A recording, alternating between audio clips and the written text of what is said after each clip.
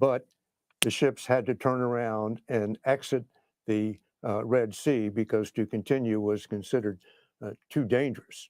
So once again, the Houthis have not scored a hit on a ship, but they really don't have to. All they have to do is make that passage dangerous enough so that shipping companies order their captains to stay away from using the Suez Canal and take the long Davis way. is playing a game down there now. Like, let's yell out names of people who are pretty much completely corrupt, and some might say should be in prison.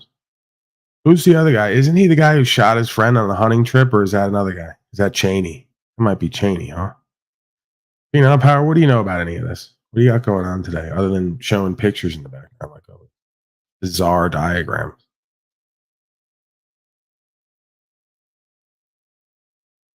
Nothing?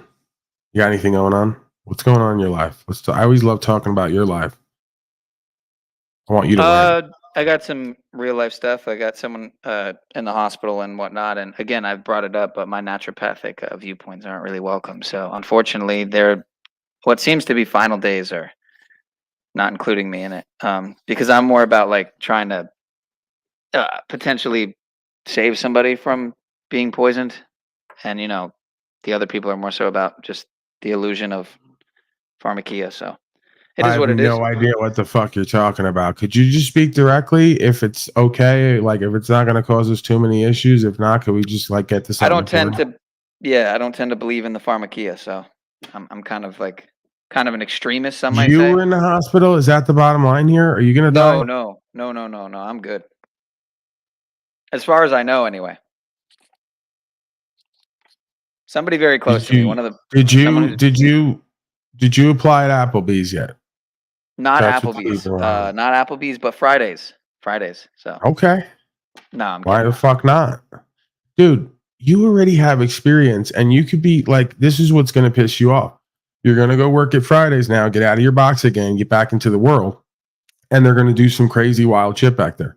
And you're going to go, this is crazy and wild back here. And you're going to try to come here and go, I'm thinking about quitting Fridays. And I'm going to go, no, you're not.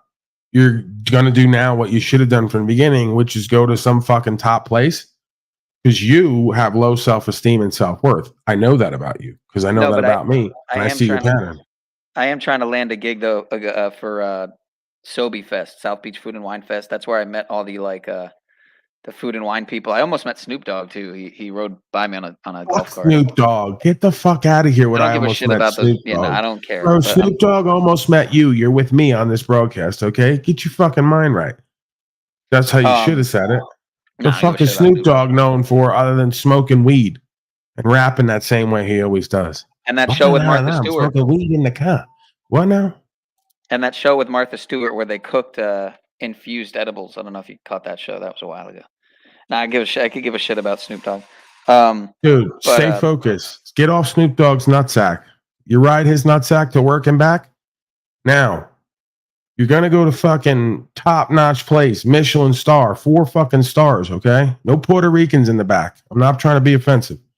I'm just saying, real French people, real Italians, maybe even some Englishmen like Gordon Ramsay.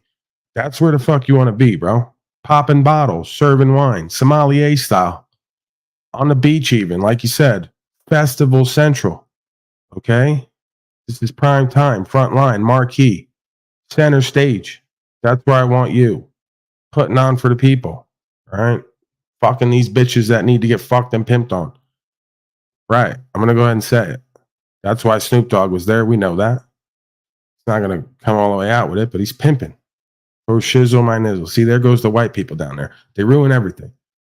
Ever since they said faux shizzle my nizzle, nobody's ever been able to use it ever again. That's why black people don't like you. You ruin all their shit. You make it corny and annoying.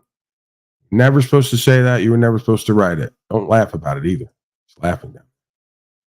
Cleveland's pissed. I mean, here's a white person say faux shizzle my nizzle. His fucking soul dies a little bit. His spirit dies a little bit inside, just like M. Davis. So I've had to give them moderatorship so they could mod this shit down there. Stop this kind of stuff from happening. Look, M. Davis is fucking face palming down there. You know what you got to do to get a black man to use emoticons and face palm? Exactly. All right. Penile Power, when are you going to get to fucking, what's that place? Big Chop or something? I don't know. There's some famous steakhouse pretty much everywhere. It's like 4 Michelin stars. Why are you showing more pictures again of Tarek? And I'm not going gonna work at no fucking steakhouse, man. All right. Well, I don't really blame you because I really wouldn't want to work there either. And that's the thing too. It's hard for me to work at any place that's serving up poison. It's like, it's against my principles. Well, you got a thing with meat, or are you gonna like be cool with serving meat? Yeah, that's another thing. Yeah, the meat, but so ideally, like at least a vegetarian or vegan leaning place. You know why you're a piece of shit? Let me tell you why. Because if you really got on your fucking game and you were really an asset, we could fucking work together, and I could get some of these people who've been begging me to take some fucking investments, and I won't do it because I'm so fucking honorable. Like they go, oh, we'll give you this, we'll give you that. I don't chase nobody. I don't ask nobody for nothing. I go, whatever's meant for me is gonna come my way. If you want to drop something in my lap, I ain't gonna refuse it. I'll do something with it and make it into something else. But yeah, man, I'd like, get together with some of these people and we get like a little Penile Power food truck. We go get a PPP loan, right? We fill out the paperwork. Well, they fill it out. I don't do any of that. Right. They go fill it out, get the loan, and then they go get you a little box to sit in all day. It's air conditioned and heated in the winter. You just serve fucking Penile Power grilled cheese. All different type of cheese from all over. That's going to be the overhead, really. The box, and then you're going to have to get the fucking good cheese. And then it's going to be grilled cheese central. You're going to have my big face on it, marketing it. Fat Paulie's grilled cheese truck. My thing is, my whole thing is the optics. No, my whole thing is, dude, cashew cheese. Have you ever had that? Nut cheese? I know that sounds kind of rude, crude, and lewd, but nut cheese. Yeah, you're out. You're out. You know what? Close up the box. We're going to let somebody else run it because this is the problem. You're going to try to bring some kind of fake ass fucking cheese in there because you think that I'm not talking about Daya or any of that crap shit with preservative. And I'm talking about like Miyoko. If you've ever seen that brand, it's not cheap, but it's like it's just cashews and like nutritional yeast and like sea salt maybe and another 1 or 2 non-sketchy ingredients. It's good. You got to try it, man. I don't think I support. I don't know. I'd have to try. I don't think I support that. I don't know if I support that. Do you like trail mix? You don't eat trail mix? No, it's not. You're trying to tell people it's cheese and it's not. It's a bunch of nuts mixed up together. That's going to piss people off. Especially if you put it on the East Coast. If I try to tell someone like me that this is cheese and you just served them mixed nuts, it's going down, bro. The fuck is your problem? You're lying out here? Lying on what you're given? No, you don't do that. I'm telling you, don't knock it. Fucking cheese or it's not. You better put it on the menu then. You better make sure you put in big letters. This cheese is not cheese. It's fucking cashews. You gonna tell me you don't eat nut butter either? See, this is why, bro. I can't. You're gonna get me in trouble with the Gambinos. One of the Gambinos' younger cousins is gonna come to that fucking box, try to get some kind of Italian cheese sandwich they can't get anywhere else, and you're gonna try to serve them cashews, and they're gonna bomb the box. They're gonna put a hit on you, spray it up. I can't deal with that kind of liability, bro. This is what I mean. This is why it didn't work out for you at that first place you were working at. You're doing all types of extra shit. You didn't listen to anything I was just saying. I got a name change here for Lou. This is for Lou, down there by the bottom scroll there. Live without swine grease. That's for you, Lou. I don't know what that means, and you're not listening to anything I'm saying. You're an idiot. You're not listening to anything I'm saying. Do I got to bring him back? Tell you like that? Apparently, he's still around. Some people, I think, said they seen him. Bro, he keeps messaging me. He keeps messaging me. He keeps emailing me. He goes, people are after me. Tell them to stop. I go, you know how many of these people I have in my email? I got like at least 5 of them still. I used to have way more. I had to just fucking curse them all out. Because if you're nice to them, they keep doing it. You try to help them, they keep doing it. And they keep trying to implicate you. It's the strangest thing ever. So I had to tell him pretty much and then I had to tell him from the beginning too. I don't know what the fuck you're talking about because I don't. And you ain't going to send me emails saying people are after you. Tell them to stop. Because that's just, I don't know what that is. Like where I come from, you're trying to get me indicted. As soon as I even hear or see some shit like that, my antennas go up. I go, I'm not fucking with you at all. I'm one of those guys. because I'm not doing nothing to you. I don't know you, and I can't tell anybody to stop who I don't know. So you're either crazy or you're trying to get me indicted. He's been doing that a bunch of times. Just recently, he goes, "Hey, bro, where are you at? I'm coming to where you're at." The weirdest Fed behavior ever, man. And again, when somebody's ex-military and they come on here and they act like he did, my antennas are already up because I start going, "What type of program are you part of, bro? Where'd they let you out of?" And then you're hitting me up all the time. "Hey, where are you at? Send me locations. I'm gonna come to where you're at. I want to live with you. Help me. The people that you sent are after me." It's just strange, you know. But yeah, just recently he did that, and again, it was over around Christmas time, you know. So part of me's like, "Hey, it's Christmas time. It's holidays. Motherfuckers don't have family. They're dealing with some issues. You kind of want to be there for them, but it's just not. It's not functional behavior. It's not normal. Leads you to believe that if you do deal with them, something's going to happen, one way or the other, right? So it's not like, "Hey, bro, what are you doing? You know, what are your thoughts on this?" It's like, "They're after me. Tell them to stop." And then months later, "Hey, bro, I'm in your area. I'm near you. You don't even know where I am. Why are you acting like you know where I am?" "Hey, bro, I'm in your area. Where are you? Send me the location." "Nah, I'm not doing that." "Hey, bro, can I come live with you and work with you?" And nah, like, you know. So I don't know. Then I got another guy hits me up every fucking 2 weeks. He just messaged me yesterday. He goes, "Listen," and then he does this every couple weeks, and then I got to talk him off the ledge, like indirectly, because I go, "Bro, I don't know what the fuck you're talking about. If you keep fucking doing this shit, I'm gonna go off on you. Stay the fuck away from me." And then they go, "Oh, sorry, bro. It must be me." And I'm like, "Yeah, it must be." Yeah. But he's hitting me up yesterday. He goes, "Listen, I know you or your people or both are after me." He goes, "I know you're watching me." Same type of shit. Schizophrenic type shit, bro. Or Fed type shit. And I go, "I don't have a network of Both. people. If anybody's doing anything in my name, I didn't fucking call for that. I don't support that. I don't know what you're talking about. I suspect it's not happening. I suspect you folks have some issues going on and you need to tend to that and leave me the fuck out of your experience. You don't know me. I'm not involved with you. I don't know you. You know me from online. You may respect what I'm saying. It may inspire you, empower you. It may be valuable to you. Great. It's where it begins and ends, right? And then there's certain people who I may deal with more and other people who I'm probably never going to deal with if they're acting like that. So, you know, yeah, keep all that weird shit away from me. I like do my broadcast and go back to my life. And I'm really not that much of an interesting guy. I got to tell you. I'm really not that involved at all. I really don't watch what anybody's doing. I really don't care. More and more each day too. When I have refocus periods, you can't find me, and I like it like that. So I'm not thinking about you. I don't want nothing done to nobody. I live in love and peace, and that works for me, right? So if you got anything else going on, you better contact somebody who you're supposed to, or do what you need to do, and leave me the fuck out of it. Greetings, No Despair Bear. How are you, sir? Pretty good. It's fucking raining like crazy. I'm about to pull up on your house right now. I was just gonna say, bro, you're not gonna ask me for my location or to come live with me, are you? See, this is what I Yeah, mean. man. I'm pulling up right now. No, you're not, because I don't think you know where I am. So whoever that is that you just pulled up on, they're probably not gonna like you hanging around there, because I wouldn't. Yeah. What a wambulance. Yeah, there you go. Your people are pulling up, right? That's what it really is. I go, it ain't you pulling up wanting to hang with me. Your people are pulling up and you want to give me some new place to live. That's what I start thinking.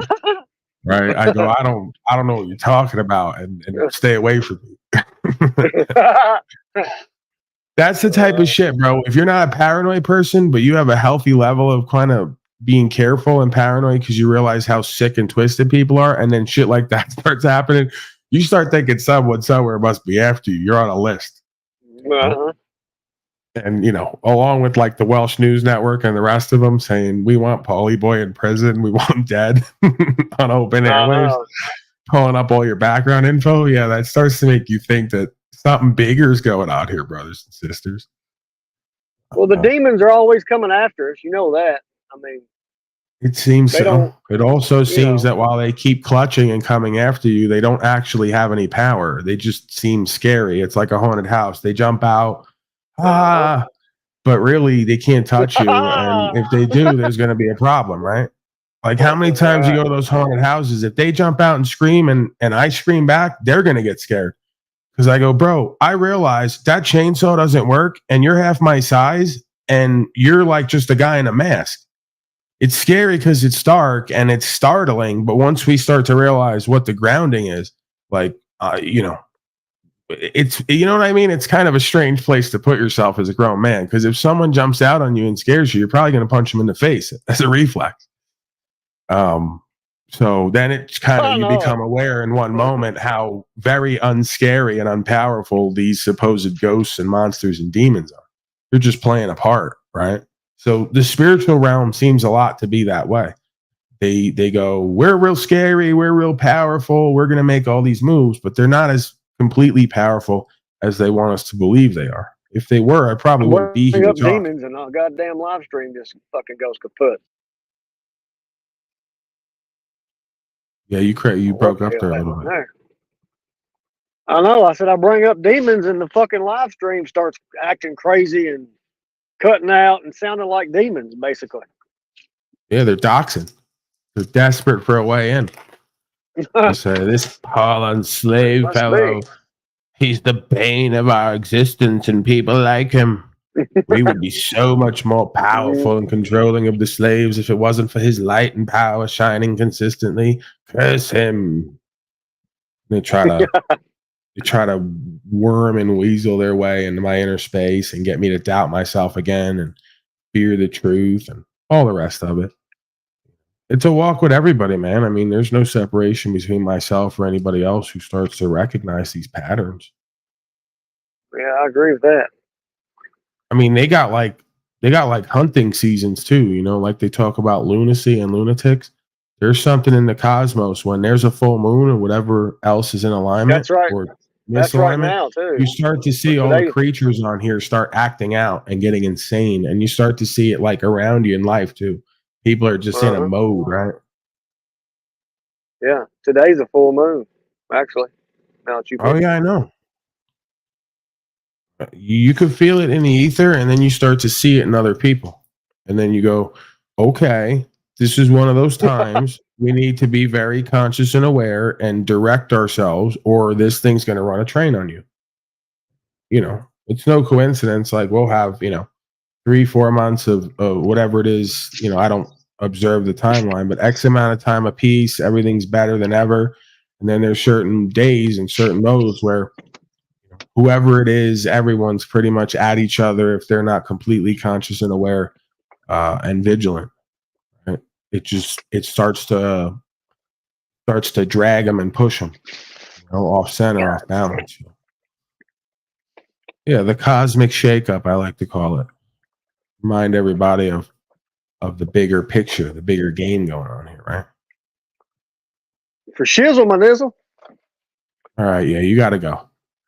It's going to be your first and last time with that one. You're not going to do that around here. Get away with it. That was funny. All right, let me get back to the fucking. What do I know? You don't like Snoop? It's not about all that, right? I don't know that motherfucker.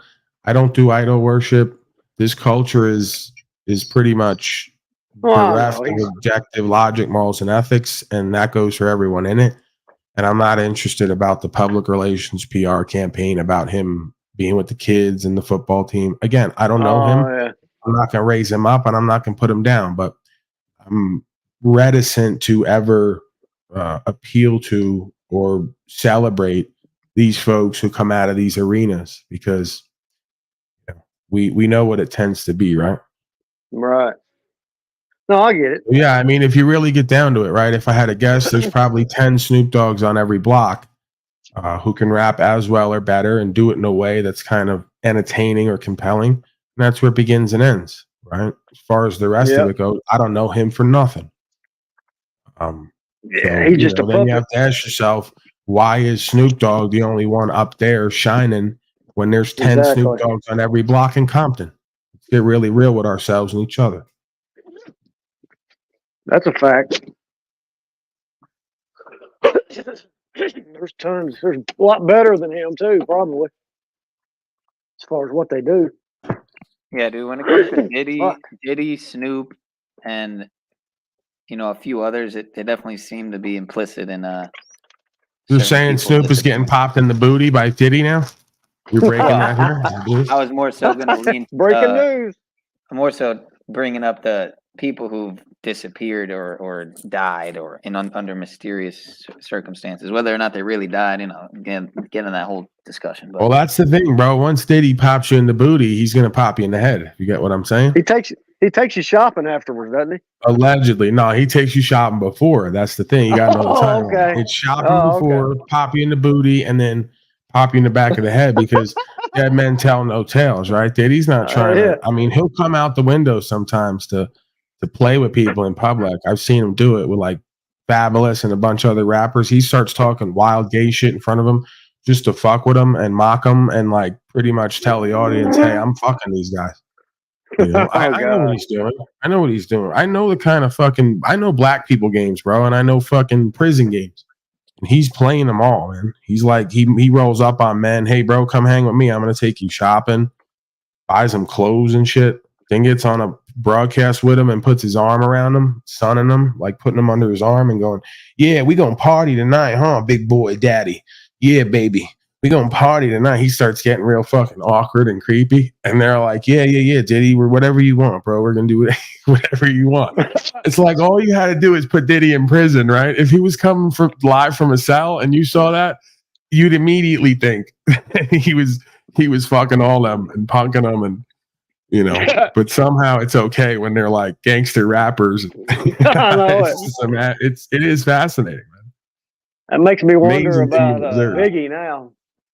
Makes me Yeah, wonder bro, about he's doing Biggie. that on purpose because he's basically, and you could see like there's some guys who don't go for it. Fabulous talks all that shit. Oh, I'm funeral fab. I'm running up with guns. He's not really like that. All of them are probably not completely like that. And I'm not saying I am like that. I'm just saying they're not. And some of them may be a little more like that because like Jadakiss doesn't really do all that.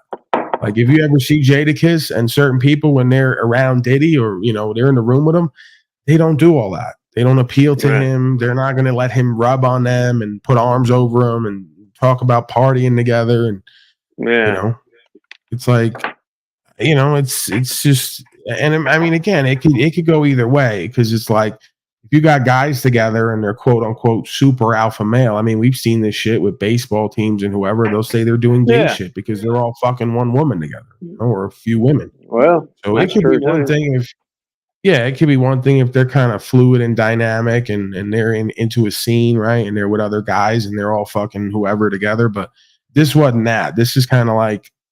This is kind of like I said, it's kind of a prison vibe. Like there's no women around, and you never see any women around. It's just him and Fabulous and two other rappers, and him kind of like pushing up on him and going, "Yeah, Daddy, I like your style, and you looking cute tonight, and we gonna go shopping. I'm gonna buy you loafers and shit." Like what the fuck? Even 50 Cent said. 50 Cent goes, "Nah, I'm not letting Diddy take me shopping." And Cat Williams said the same thing the other way. He goes, why are all you rappers running around with Diddy, letting him hug on you and take you shopping? He goes, I don't need another man to take me shopping, especially if you're a millionaire. If you're a millionaire rapper, why do you need another guy to take you shopping? That's just strange. Strange behavior. I'm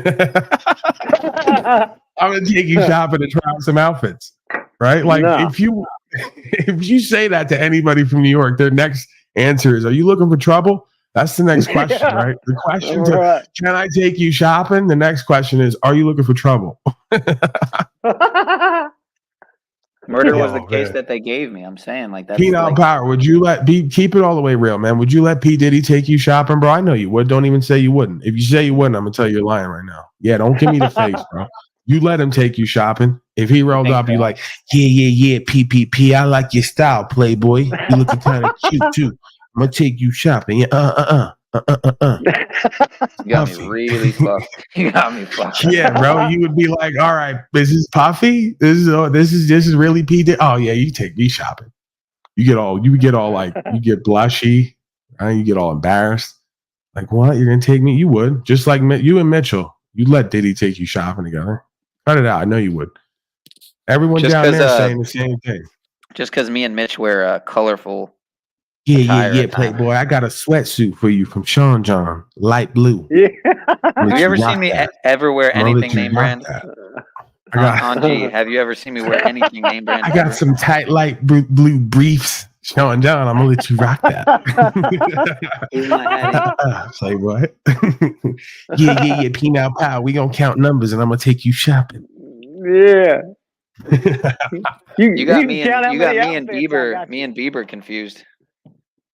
I'd say Mitch looks Bro, more he like told Bieber, you if he was gonna anything. buy you some Usher. loafers and little boxers and like an Audemars watch. You know you put on the loafers and the little light blue boxers to get that watch. Why are you lying?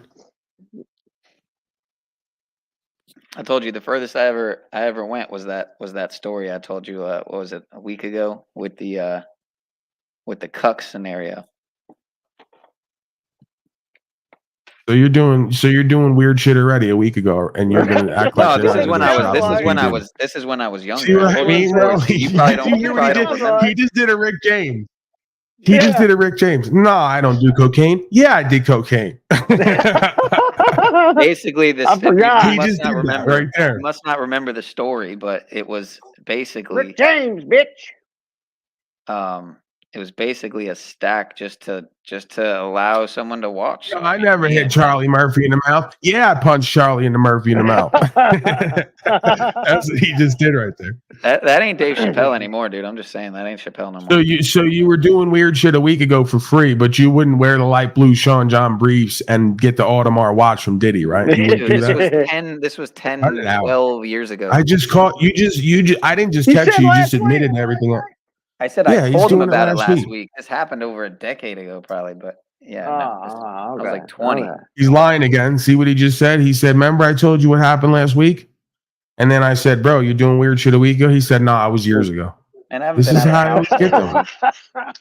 Bro, I seen you 3 months ago at a party. You're like, "Hey, I'm at a party," and you showed the background, and it was all guys hanging out in tight shirts and pants and rainbow colors. And I go, "Bro, you at a party or LGBTQ festival?" And you Talking didn't about my- answer. That was my sister's I know, friends over, dude. man. No. You won't go shopping with Diddy, but you'll come on live broadcast and show me that party in quotes. Stop it. You're not going to keep me from coming back. What if Diddy was going to give you a Phantom or like a Bugatti? You wouldn't go shopping with him? See, that's the thing. It's like, Oh, Bugatti. that's the thing, right? Is that if I don't know for sure, I'm going to be able to flip that for its value, or at least the majority. Oh, of its yeah, value. right. Oh, you'll get flipped, all right. You don't even have a laptop that works without sounding like a vacuum every 10 minutes. And if Diddy shows up and says, yeah, Playboy, I'm going to give you a Phantom. Yeah, You just got to go shopping with me. You wouldn't do it? yeah.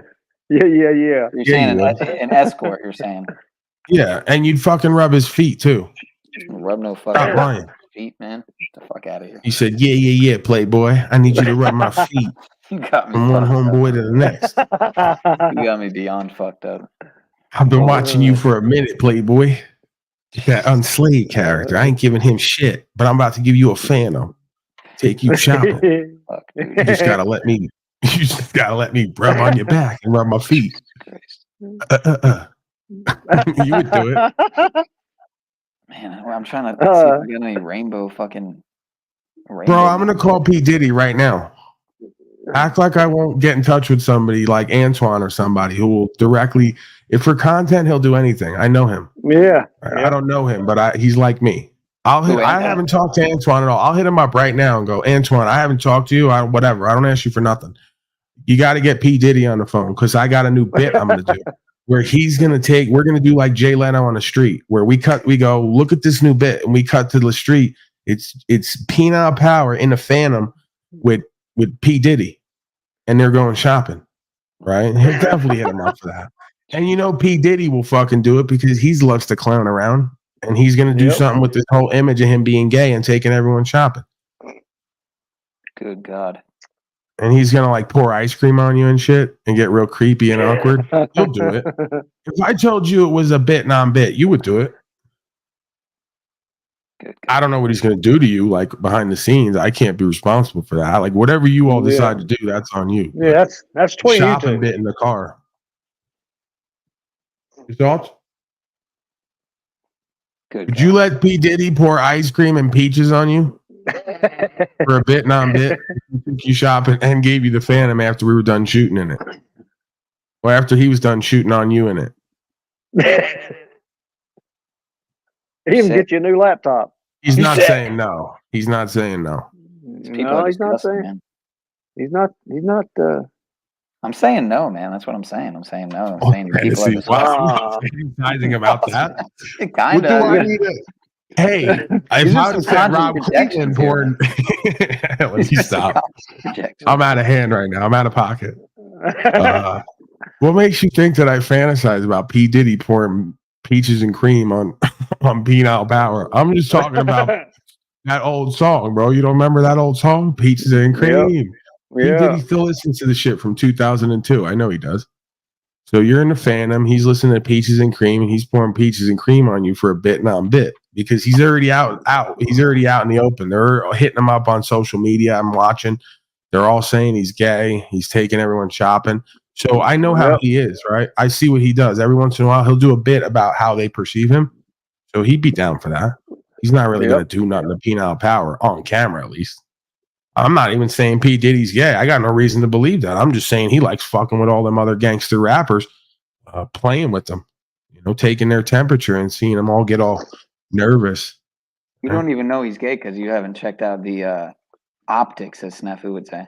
Hey, bro, the optics doesn't mean anything. I just told you. He might just be like that, egoically. He might like to get around other men because, sometimes I'll do that. That's why I caught the rap. They say I'm fucking guys in jail. That never happened. Yeah, JG. Yeah, JG thinks you're fucking guys in jail. Because I'll get around other men who try to be tough and gangster, and then I'll play them like they're a bitch, and I'll talk to them like they're a bitch, and then I'll see where they go with it. And a lot of times, they just get all nervous and uncomfortable, or they blush and they fold. And he just might be like that, where he's like, "Oh, I'm with a bunch of gangster rappers, playboy, and I'm gonna fucking pimp on everybody and show that you ain't shit."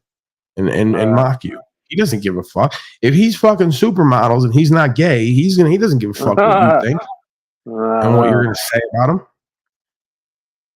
I wouldn't. Now Antoine was over there with the fucking guy from prison, and he told Antoine, "You're cute. I like you, and you got nice brown eyes. And if we were in prison, I probably would fuck you." And Antoine got all blushy, and he was like, "Me?" He was like, "You would." He didn't even put up any defenses or resistance. He got embarrassed. He was like, "I didn't know you cared." Right? I could go back and pull it up. I played it here one day. The Police Johnson, the booty warrior, the actual booty warrior from prison, who said he fucked a ton of guys, told Antoine, "You got pretty." I'm telling you, he told him, "You got pretty brown eyes, and if we were in prison, I would make love to you." And Antoine was loving that shit. He was laughing and giggling. So yeah, I mean, whatever, That's pretty serious. Yeah, I mean, every once in a while they play like that. Yeah. Israel Hamas war is escalating. Bad news, Barry. We got to get back to breaking slavery. Hell, yeah. Enough of this jibber jabber. Israel Hamas war is escalating in the U.S. Missile targeted at Yemen, Iraq, Hezbollah. Let's go to that. Overnight, the U.S. forces have struck a number of targets in totally not a Iraq Masonic and plan from Yemen. 1890. This on the heels of the Israeli government striking targets in southern Lebanon, targeting Hezbollah forces. This amid a number of escalations in the Middle East and following one of the deadliest days for Israeli soldiers since the fight began on October 7th. Want to turn now to Trey Yingst over in Tel Aviv this morning with the latest on all happening there. Good morning, Trey. Hope all is well there. Wanted to get into that latest news out of those strikes between the U.S. forces in Yemen and in Iraq. What do we know about those? Yeah, absolutely. Good morning. It was a busy night across the Middle East, first starting in Yemen, where for the 9th time in 2 weeks, American forces struck Iran-backed Houthi positions. We are learning more from U.S. Central Command about the targets.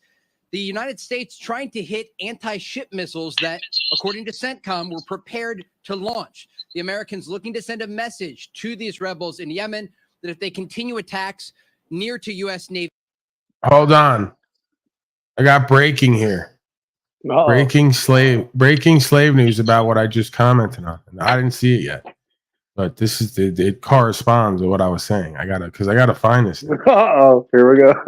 Yeah, Fleece. Big Fleece was all over Antoine. He said he had pretty brown eyes. Look how happy he is right there too already. Yeah. That's good. That's good. I will do anything to stay out of prison. Like I Mhm. won't steal. I'll suck your dick. That's good. I knew from a very early age that I'm not built for that. You know what I'm saying? And so This is the thing, right? And he was all on the thing with me. And Antoine, I'm not really hating on you, bro. I'm just speaking on what happened.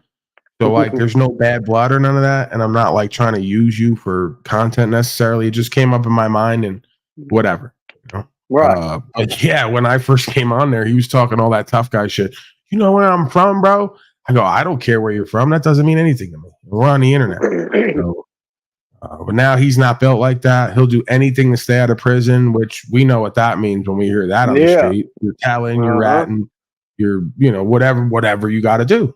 Right. And that's what makes me scared to fuck with these people is they'll just come out in the open moment of candor and go, oh, I'll do anything to stay out of prison. Right. I know that. That's why I don't fuck with most people. So with that said, right, like then he goes on to start like once he tells Fleece Johnson, who's been like in prison for 30 years till recently, that like, oh, I'm not built for that. I'm a bitch pretty much. He starts hitting on him, telling him, oh, yeah, if we were in prison, I'd fuck you. And he's like, really? Oh, you can't make this shit up. I just never even wanted to put myself in that hypothetical situation. So when I was saying you, I ain't saying it to be disrespectful. no, I don't think it's disrespectful. I think that it's. I think you're cute, for real. But Look. For real? I'm saying, hold on. Good looking. Let's say it like that. Good looking. Well, if you were locked up, and if you were locked up, like and we were locked up, I would talk to you. He's saying, please. He's gonna fuck him. And I'm gonna tell you what. That's what I want to talk to you. That's what that means. He already recognized it. That if we were locked up, I would talk to you. We know where that goes. Antoine, I think you're cute, and I want you. And there's going to be two ways to go about this: the easy way or the hard way. Hard way, yeah. What's up, Goblin Creature? What do you think about Fleece hitting on Anton and him giggling and laughing and blushing? I've never seen a black man blush before, too. I didn't know that was possible. It's very telling, man. He turned purple like Oprah. What now? It's very telling. In the joint, we call those commissary hoes. Uh-oh. I'm not saying all that. I'm just saying that is what it is. Those are commissary hoes. You know what I'm saying? Yeah, you're saying that. I'm not saying all that. I'm saying that. I was just playing I was just showing what was happening, what had happened, and I was laughing about it. But, I don't really know what anybody's doing or not doing. The prototypes, man, of people. I mean, there's always so many types of people, really. Like, the shit's like water. You know what I mean? So what would you do it, Zay? Well, Pete out power. What would you say if Fleece was there right now? He's here right now. And he said, I like you and I want you. I think you're cute.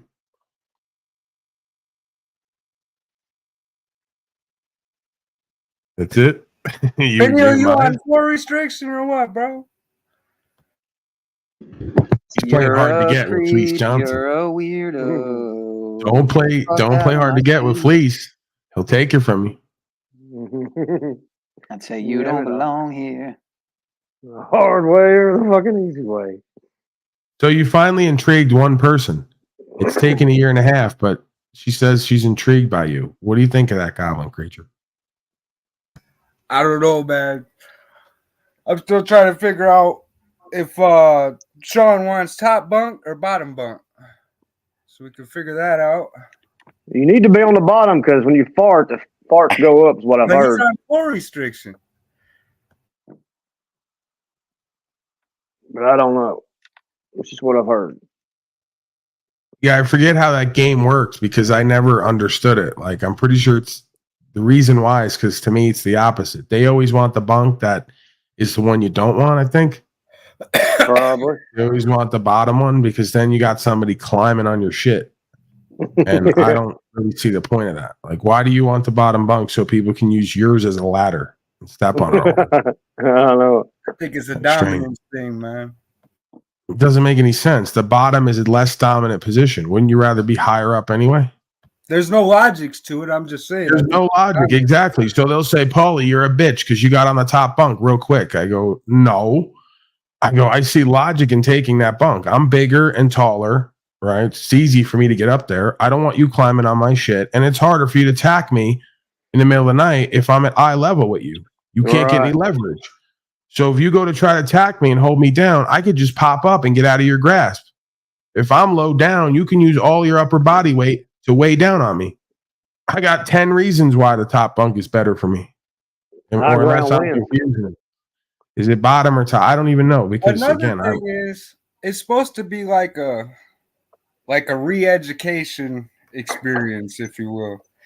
And you go there and there's no fucking common sense, but all the talent in the world.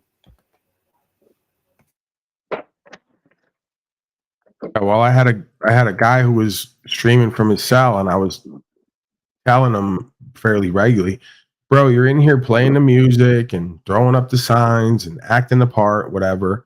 I'm not judging you, but you got opportunities out here. You know, like I'm telling you, come have a conversation with me. You could be getting to something, telling your story, changing your life, and entertaining the people. And they don't want to know from it. That's kind of the shame about it, right? They don't want to know from it. They'll get on camera to flash signs and put themselves deeper on radar from a prison cell. They won't get on there to have a real conversation and better their life. So who do you blame? You know, because unless you show somebody a big bag of money first, seemingly, or a whole bunch of power, they don't think anything's possible beyond what the fuck they know. And that's all they know. So you can't even talk them or show them out of the situation. A lot of times people, you can have everything and say, I'll give you everything physically. And they'll still go back to the old ways because it's what they know. And they'll fuck it all up.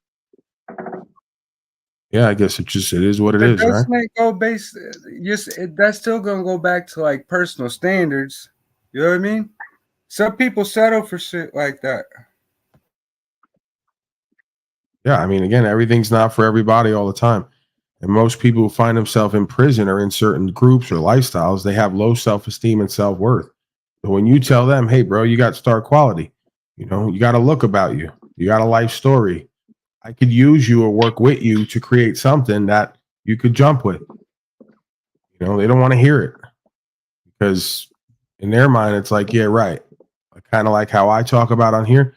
How many times in their life has somebody showed up in their life to give them a better way? It usually don't happen like that. From where they come from, you show up in their life giving them a by the way story. They already tuned you out because they expect you to try to come up on them, right? And there's some truth to that, but you got to play your position, right? It's like, you know, am I using you for content in a sense, in a good conversation? I may just want to fuck with you because I see potential. That could work for everybody, including you. But they don't really see it that way. A lot of folks who are in that life, it's them and them alone. That's how they feel. That's how they get to feel. And they don't understand the idea of working with other people for the bigger picture. You don't understand the idea of teamwork. Like I tell you, when I was there on the streets dealing with Bloods and Crips, one side would not work with each other or anybody else, and they all lost out for it. The other side had everything and everybody in their pocket because of the way that they chose to view the scenario. And again, I'm not like hating on Crips. This is something that I've heard a bunch of times all over, that for whatever reason, you know, the Bloods, in quotes, I don't know nothing about these people. I don't get involved in it. I'm just telling you from a certain standpoint, maybe involved, what I saw. And, you know, they would deal with the customers differently. What happened with the state of mind where I want to see everyone win? That's the point. Like, is even on the bottom level, good, they gonna snatch you up, drag your ass right the fuck back down. Right. On the bottom level, you still see the idea of success versus failure. It's a mind state, even in criminality in the underworld. So some folks said, hey, we want to see the addict win. We want to see, and in that world, it sounds silly because the addict winning means you get the best product for the cheapest. So they're like constantly trying to make networks to get the best product, the most of it for the cheapest, so that the addict can get the best hit and tell their people. Again, it's sick, but that's the game you're playing. Then you have the other side. They're going to sell you fake shit. They're going to cut the shit down. They're going to try to make more money. They're going to try to put, conditions on certain things because they want power and control. They don't really want to win. When you really recognize what it takes to win as an individual, it's seeing your brother as your brother and seeing that if we're going to play this game, we all got to play for everybody to win. If not, then everybody's going to lose. And I would have to tell them as an addict, I would go, I'm your bread and butter. I have to get arrested, not rat on you, and I bring you money every day. Without me, you lose. And one side knew that already. The other side had to be told that because they couldn't use common fucking sense. And they had no business acumen and no ethic. And that's why the Bloods were always in the nicest hotels with all the women and the nicest clothes, smoking the best reefer, with everything else. And the other side was bummy, in the roach spot, right? Hating when you walk in. You don't even want to be there because they're like this. Hating, looking at you like maybe they're gonna take some. I had them try me a couple times. Oh, bro, we like that jacket. Right now they're gonna steal from a fucking addict, right? I go, yeah, and what? And they're gonna, start looking at you and seeing how you. It's all a game. Those are power plays, though. You know what I mean? That's all that is. That goes back to dominant shit. Yeah, at the end of the day, again, it's not about the ego. It's not about the pride. It's not about the tough guy shit. It's about there's winners and losers in every aspect and venue of life. And that comes from the mindset and the way that you conduct yourself and your busyness. Greetings, Chalk Body Outline. How are you? Shit. We haven't seen you in a while. Forgot to change my name, huh? Damn. Your account shows up when I check in on you in the back. Shit. Right. Kind of ruins the Is whole this thing. Is this one of the old Crips that tried to press me for my jacket that one time? That's right. Yeah, they didn't like me. They don't like when you're big and you kind of play your position and you're humble, but you don't let them get one over on you. You're white. They don't like that. They don't have to like it. They just got to respect it. Go ahead, Brian O'Shea. Whoa. Hello. How are ya? What's going on, Brian O'Shea? We haven't seen or heard hide nor hair of you in a bit. What's the deal? I'm just doing my thing. TaskRabbit. I signed up. I scheduled a recording session for to make some music in a week, like on Wednesday. Kind of nervous about it. That's cool. Got on You doing stage what on Tuesday. Wednesday? I got at the library. They got a free recording, music studio thing. Bring a beat in, lay some lyrics down. Got a date with P. Diddy on Wednesday. Is that what you said? Yeah, we're going shopping. But why are you nervous? I mean, you're 018. She believe in me. Heavenly. No? BOD. Right. Stop, and lop, and up. Yeah, beyond that, nah, then did the comic. Bro, you have the highest viewed video on Talcott Clip Collection's channel. What does that tell you? I didn't know that. That's pretty cool. Well, one of the It's true. highest, at least, over the last few months. Out of all the clips with me and the others, you had the highest viewing by 3 or 4 X, right? Exponential. 3 or 4 times. So you got something there, Brian O'Shea. Run with it. See where it goes. Yeah, I got on stage at the comedy club Tuesday, rocked it out. But whatever, same old shit, same old jokes. Whatever. I mean, Yeah, whatever. I mean, you're a fucking champion. You know, just is what it is. These motherfuckers don't know what it's like to get on stage. A lot of them ain't ready for that. Can't handle that. They're not world famous. They're not a triple threat actor, comedian, musician. I could go on. It's beyond triple threat. Piss drinker. You been masturbating lately, Brian O'Shea, or what? Out with it. Let's go. nah, I can't. Not. I mean, not in the last week or so. I think. I don't know.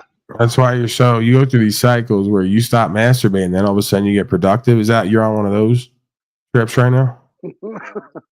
Like I don't this know what whole I'm- mixtape's going to be like steaming fueled. This is a semen fueled mixtape. Right.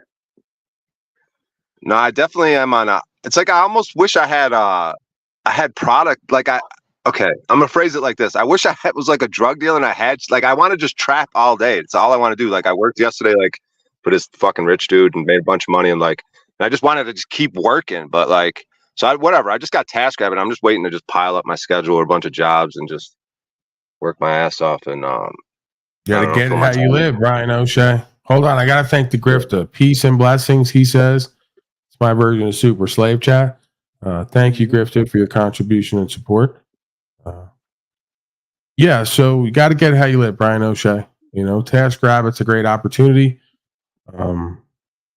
You know, when I was in a different kind of mode or a different space, you know, I was door dashing and doing things like that. So you got an opportunity to use the B system technology to kind of set your own schedule, as long as you don't slack on it. I think it's a good opportunity, right? Do a couple hours each day, make a few extra bucks. You got little to no overhead, and then you invest it, whatever you can, back into yourself. So studio time, you know, if you're going to fucking gamble like a retard, I mean, you say you're good at it and it's profitable for you. So who am I to judge it? At the end of the day, bro, it's about the results. Like, is your life better? Do you feel better for it? You like yourself where you're at? You know, are you generating value in different ways? You have a skill or an ability or a talent that you're kind of honing. So, I mean, hey, there's a lot of folks out there will say gambling is one of those. Skill and ability, a talent. If you hone it, you can be profitable at it. You know, and I mean, again, then you got to figure out, let's say you do all that, you know, you're Millionaire O'Shea, the poker player. Like, do you like yourself in your life? Do you like sitting in a fucking casino all day? Do you like sitting around a bunch of smoke and a bunch of fucking liquor and a bunch of retards who are money motivated? Exactly. And from what I've seen from you, it's not really who and what you are. I don't really think the money gets you out of bed. I think what gets you out of bed a lot of times is the rush. You know, you like to gamble as a cosmic gambler. So whatever kind of lets you be tested and challenged and have to put up and go past your fears and generate a result, I think kind of excites you. So if you learn that about yourself or you know that about yourself, then you just figure out what venues that works for you and where it doesn't. You know, maybe you go climb a fucking mountain and videotape it and talk about melted bricks while you're climbing it without a rope. There you go. Some guy was on social media yesterday climbing a fucking mountain without a rope. Don't believe this shit. Nope. Put his whole life on the line. Fuck that. Bro, that'd be great content if Brian O'Shea become one of those people who climbs the antenna to change it like once a year. They got these guys who they only climb it once a year and they get like 100,000 because they got to climb to the top of this fucking thing that when you just watch it on a video, your whole inside starts to twist up.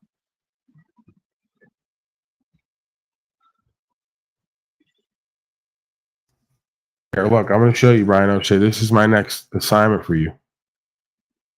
You do this, this is fucking A1 content. All your tools with you. That's the red bag hanging below. It weighs about 30 pounds, and you pull it up behind you all the way to the top. It's a lot like a spacewalk, where you have to remember to bring everything you're going to need, because it's a long way down. My God, Brian O'Shea, could you imagine that? That's you right now. Once you reach the top of the tower, It's so it's fucked up. time to go outside. Oh my god, I know. Can you feel that, Brian O'Shea? Can you feel your inside start to twist up a little bit? Yeah, we used to do that in the neighborhood. We climbed the water towers all drunk This and is shit. the pole that the antenna is mounted on top of. It's just there for extra height. Oh my God, this guy's a This is maniac. called free climbing, meaning that no safety lines are used. It's easier, Crazy. faster, and most tower workers climb this way. All right, I'm done. Make it. It's I'm done with the look bridge. down. Oh, fuck. I'm good on the look down. We found him at the bottom. The guy that didn't use the safety lines. He Yeah, they bounced all got the kids way that down. do that. These Russian kids that do it for fun. They'll just hang from one hand, one finger off those fucking off the edge of something. Shaking Rob's dreads on that one. Oh, yeah, he did. Yeah, sometimes I'll watch those videos and just sit there and experience the twist up effect. Like whenever they look down or when he's climbing that fucking thing and moving the hook. Would you do that, Brian O'Shea, once a year for 100 G's? Climb that fucking tower with the rope hook and change it? I probably would. I mean, fuck. Yeah, why not, man? I mean, maybe you have the option to use safety if you want. I mean, you got guys blown can. by Annie in front of Jeffrey, so I figure Right. you're a thrill seeker. Yeah, but that's what it is, right? Nothing Showing over up for the fight. I was saying, like, that's where it is. Like these gun duels you brought up, like just showing up. Like, so all these little fights, all these little battles, your own battles, you gotta show up, and at least even if you're gonna feel like you get your ass whooped, a lot of people respect when you show up. Sometimes you don't even gotta fight when you show up because people respect it and they talk it out. But you gotta Sometimes show they up. don't show up. Sometimes they don't show up when you show up. Right? They got scared. You're like, damn. No, that's not. You sure about that, Thomas? He climbs them all day, every day, 9 to 5. That's No. insane. That's insane. There's one guy, I'm pretty sure they said there's some job they do where the guy climbs it once a year and he gets paid a boatload, right? Of fiat Yeah. slavery currency. Yeah. Because I he wouldn't has think to you could change do the that light. every You don't day. have to change the light every fucking day. He changed the light once a year. Goes up there. Right. All right, let's get back to breaking slave news. You guys are boring me. Brian O'Shea, you got anything? Got any new jokes or what? You want to workshop a joke here or what? We've done that Yeah, before drop with us- amazing dro- success. Oh, you want to give me another joke? And what would be a good premise? Do I got any premises? I'm fucking bombing. I got nothing. But I can't think of nothing. This is how I write jokes. You just fucking. You're a big. Huh? Well, this is how you write jokes. You just sit in the room and say, I'm bombing. I'm just put myself in a position. How do you just create something out of nothing? You just fucking. Yeah, all right, everybody. We're here, Brian O'Shea. This is tonight's show. Brian O'Shea, it's good to see you here. It's great. It's a great time, great feeling. You got the band over there playing, of course. Brian O'Shea, what do you got for us? Go ahead. Give us a little bit of workshop jokes. Yeah, you know when you meet a girl and it's all exciting at first in the beginning, you know, it's like fucking this energy out of nowhere. It's like this fucking free energy. It's just like you just feel like electric, you know. It's like you feel it. And by the end of the relationship, it's all just fucking misery and pain and suffering and Wait, this is the joke? It's a 3-minute lead-in? I don't know what I just said. I thought you were going to go somewhere real, like, kind of hacky, but shocking in a way. Like, hey, you're in a relationship. It's real shocking. And then, you know, you wake up the next day and the hangover's there and you realize your dick was in a light socket. Like, I thought you were going to do something real kind of simple and hacky, but, You're leading in with like depression, scoliosis, like having a horrible. All right, keep going. Maybe I cut you off too fast. Sorry. That was my mistake. Handicap humor. Start it over again. Start the premise over again. You ever meet someone new and it's just all exciting in the beginning? Isn't that a good feeling? And then by the end, it's just pain and misery. I'm available for weddings. This is great. Okay, let me stop you. I'm going to have you start again, but you made me think of something. This is the concept. We'll workshop it. This is why it's workshopping, because it's not complete and we're going to do it on the fly. So you ever meet somebody and it's like amazing, you're hugging and kissing, rolling around, the whole thing. And then you get your release date. Huh? You like that? You get where I was going with that, right? Because the idea is you met someone, you were rolling around and kissing, but you were in prison. It's a callback to Antoine. Right. You see, I like to work in whatever, I like to work in, no pun intended, whatever's going on in the situation. That's more of a Felice Johnson kind of appeal. But you get, maybe extend it out a little bit more, but you get the premise, right? By the end of the joke, it's finally realized you were rolling around and kissing a man and you were in prison. You play off this underworld thing, right, O'Shea, that you're like a street person, you're a lowlife, you're a weirdo, you're a creep. Right. Got released all over my face. A little too creepy. Pull it back a little bit. Rein it in. All right, my bad. I'm just fucking workshopping over here. I know. What else I got here? All right, so you imagine you're in front of a big audience, right? And you're like, say, have you ever seen a girl? I gotta stop you right there. The premise is already bullshit. You in front of a big audience. Let's make it more realistic. Let's say you're at an Applebee's and somebody might look up in between eating their blooming onion. Yeah. All right, it's packed at the Applebee's for some reason. It's a packed house. Applebee's is full. Blooming onions are steaming hot. They've all been served, and maybe someone just looked up to hear you say, and then you go. So, you ever see a girl be all masculine with her man? Yeah, neither have I. I don't know, because I don't know. When I wrote that, these are just premises, dude. These aren't anything. Wait, that was it. That was it. No, man, he's laughing. Hey, there's one guy back there. There's one drunk guy in the back, chain smoking Marlboros. He thinks that's funny. The guy who laughs at anything. Because sometimes I write him for open mic. Did you get that? Did you hear that, Jim? Oh, this fucking Ryan O'Shea. He's a hoot and a holler. Go ahead, Brian O'Shea. Keep going. No, that's more of a like, I don't even know what that was. That's that's like that's me trying to call women masculine, but then people aren't gonna, like, the audience would just be silent. They wouldn't like cheer to that. And then you say neither, whatever, it's stupid. But. You can really shorten that joke. It was already really short. You ever met a woman? Yeah, me either. All right, let's move on. I don't know, we're workshopping here. Yeah. And I'll just read you. This other one's like kind of an extension of a short thing I do, but I'll read it anyways. It says, some say that big booty bitches be tripping sometimes. I don't think it's true though. I don't know. It's because I have this thing. We've heard that. You did that before, and even then I said, what is that? That's not, there's no setup, there's no punchline. You just said something. Right, but it killed. Basically used that joke's that's an A. That's my A. Dude, that shit never that fails. Doesn't kill. They're laughing awkwardly at the fact that you're so corny and unclever. No, well, the way I've never really done it like that, but normally I just say, I'll just come out of nowhere and I'll just be like, big booty bitches be tripping sometimes. And then it usually gets a big laugh. And then even gets laugh when I'll switch the card, because that's like the end of it. Like, they're just like, oh shit. You just threw that out. Okay. Like, whatever.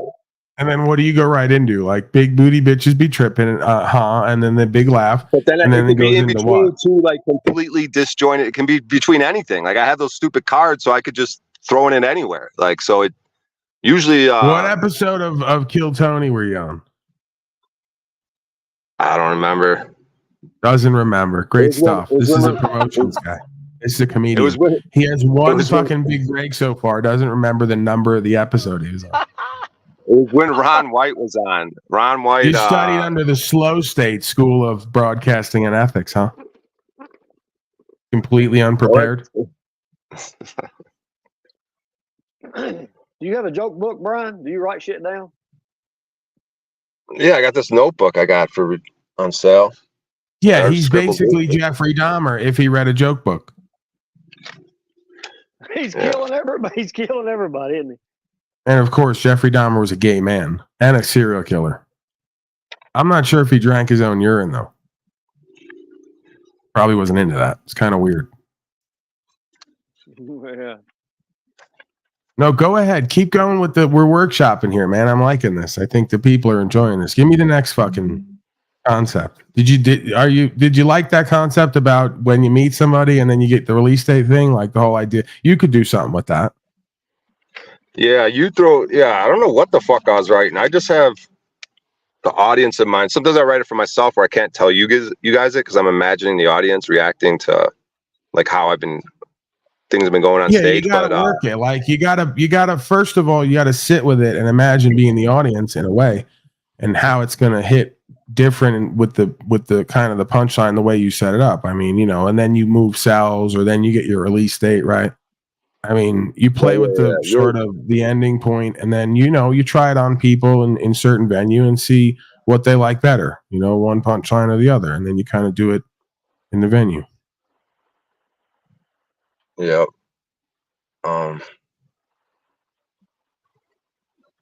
Yeah, I can't think. Yeah, that's all I got right now. I don't know what other premises or ideas, ways to go about it up there.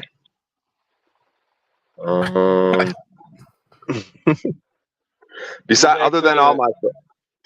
Go ahead. Hold on, I got to screen somebody. O'Shea. Pardon me one second.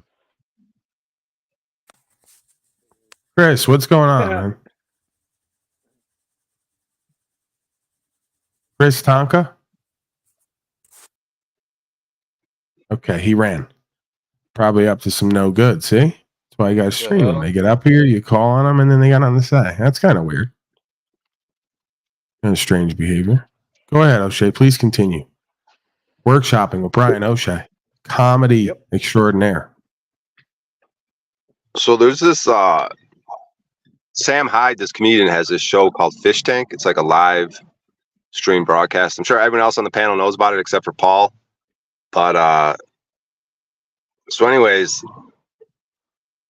I've been finding similarities to that show and this show. It's like a 24/7 like live stream of these people that are in a house and they do all these crazy fucking, I don't even know what it is. I'm not a diehard fan of it or whatever, but they have these competitions and someone wins at the end if they stick it out. They're all stealing from what I do. I almost called you Jennifer. Something about you, Brian O'Shea, reminds me of talking to Jennifer, I think. Which you got to look at that. Yeah. It's maybe the hair, right? I don't want to say it's the mama spirit because Jennifer's got a mama spirit on her, right? I think it might be the hair. That needs to look at it. That's you. Gonna need to reconcile that, sir. Yeah, I mean, they're all stealing from me, Brian O'Shea. You know that, right? They've been doing that for almost 3 years now. Every fucking amazing idea that I speak on here that I try to implement with no producer, they take it, they steal it. Well, and the point I'm trying to get to is like, I noticed with some of these contestants, they're like they'll have this skinny girl, this skinny dude, but they get strong and they have to box. Like they have actual boxing matches with different people and shit. And but you can see the strength of them, like not only physically but mentally through this whole thing. And it's like, I don't know, there's something about this broadcast where it's kind of like like the dailiness of it. It reminded me of that show somehow. With some of the contestants, when you see the growth in them a little bit, and the way because they get fucked with too, like the way your style is to like fuck with people and bring. I don't know. I'm just seeing similarities. I don't know if anyone else. Yeah, I mean, the reality of it is there's nothing new under the sun, and there's only oneself. So odds are anything you've seen once, you'll see it again because there's a collective consciousness and unconsciousness. So, like they say, great minds think alike. You can't stop an idea whose time has come. There's probably 5 or 10 people at the same time inventing the light bulb. Whoever got the credit for it doesn't mean that They're the actual inventor of it, if that makes sense. So, you know, there's nothing necessarily unique about what goes on here. I mean, it's conceptual. It's just about the being and how they play with it. You know, most people don't approach broadcasting or entertainment or information the way that I do. And I'm sure a lot of that has to do with the ego, man. You want to get into that whole deal, you know, expectations and entitlements and status symbols and all the rest of it. You know, some folks just like to see everyone dance. Some folks just like to have good conversation. Some folks just like to mix things up and then see how folks learn more, grow, and develop from the tests and challenges. I mean, that's kind of a God's eye view, if you will. Like approaching entertainment and information from the God's eye view.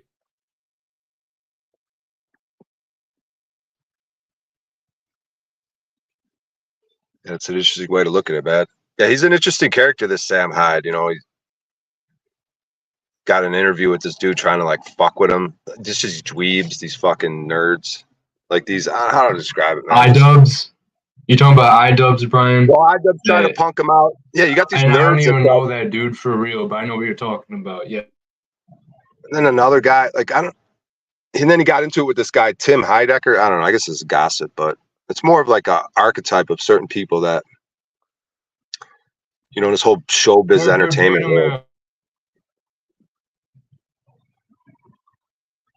Yeah, it's weird, this whole entertainment fucking thing, dude, and watching it over the years, like this whole cancel culture. Now people are trying to get canceled.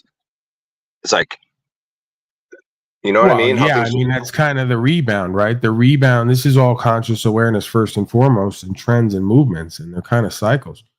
So as folks become less and less subjectively moral, logical, ethical, less entertaining, you could say objectively, the more that folks spiritually feel unfulfilled in all arenas, right? So we're seeing the same idea play over in every arena. So when you bring it to comedy and entertainment, you're just going to see more and more folks who say, we're not going to play by any rules. There's no point. If we did, we lose our credibility and you're going to fuck with us anyway. So we may as well just do whatever the fuck we want. We may as well make this interesting, informative, entertaining, and play the game, right? And stop trying to trick ourselves and everyone else out of our power and position. So yeah, there's ways to do that, man. Again, like the Grim Hustle guy said, they released a whole manifesto yesterday and he gave a whole list of shit and said, the Grim is everybody worldwide, right? I mean, is it a coincidence? Like even when I look at myself objectively, like I'm always wearing black. They're always wearing black. They talk about being honorable men, but they're perceived as criminal folks, underworlders, right? It's like one for one. And they're talking about how to be financially free and independent as much as possible, debt-free, secured within themselves, their rights, their freedom, principles, faith, and to surrender the dictates of the worldly slaves who want to project onto them. So he's talking about something that resonates with all of us. He's talking about a way of living that's been here from the beginning of time. You can call it Grim Hustle or whatever else. You can't change who and what we are, what we're meant to be versus what we've been told we're meant to be and what we've been shown. And that's the whole point of Hollywood, was to give us celebrities we thought worthy of celebration and to teach us indirectly who to be that we were not supposed to be. Right? It's trauma-based mind control, culting. You know, that's how you do culture and society if you want to make it artificial, AI overlay. So yeah, folks like myself and him and others are just a callback to what once was, which was the free expression. That's what creativity and artistic expression was about. Conscious and awareness, expressing oneself completely and authentically, and getting to the bottom of what it means to be a human being and compelling others to question and to think, right? While they're having an interesting time, right? While they're having an emotion, an entertainment, if you will, you know, evoking some emotion. So yeah, man, there's no coincidences in the simulation. There's no division. Ultimately, the only division is the perspective and the understanding or lack of it. So, yeah, I mean, that's the reason we find certain folks, certain places, certain times talking about certain things consistently. Because it's who and what we all are, right? Once we are reminded of that or recognize that again, That's why I say, man, the movement's already happening. You are the movement because you're in a universe that's on the move constantly, moving and changing, leading, guiding, protecting, revealing. You know, that spirit is one with that process. That's why I say, devote yourself to a process. You ain't got to devote yourself to me or enslave you. It doesn't work for anybody. Devote yourself to the process that is universal, and then you will be in alignment and one with all others who are devoted to that process. That is the one truth, the one life, the one way. It would seem to me. I can't find anything else in this creation worthy of looking at and talking about that's going to save us from ourselves. Thoughts on any of that, Brian O'Shea? Christos? Others? Cat, a couple years younger than me, showed me Grim Hustle months before you started playing it. And not only, do I find that somewhat synchronistic, but just in general, it seems to be a better fit, more resonant than per se like a Wes Watson, although it was hitting on certain principles with what Wes was saying.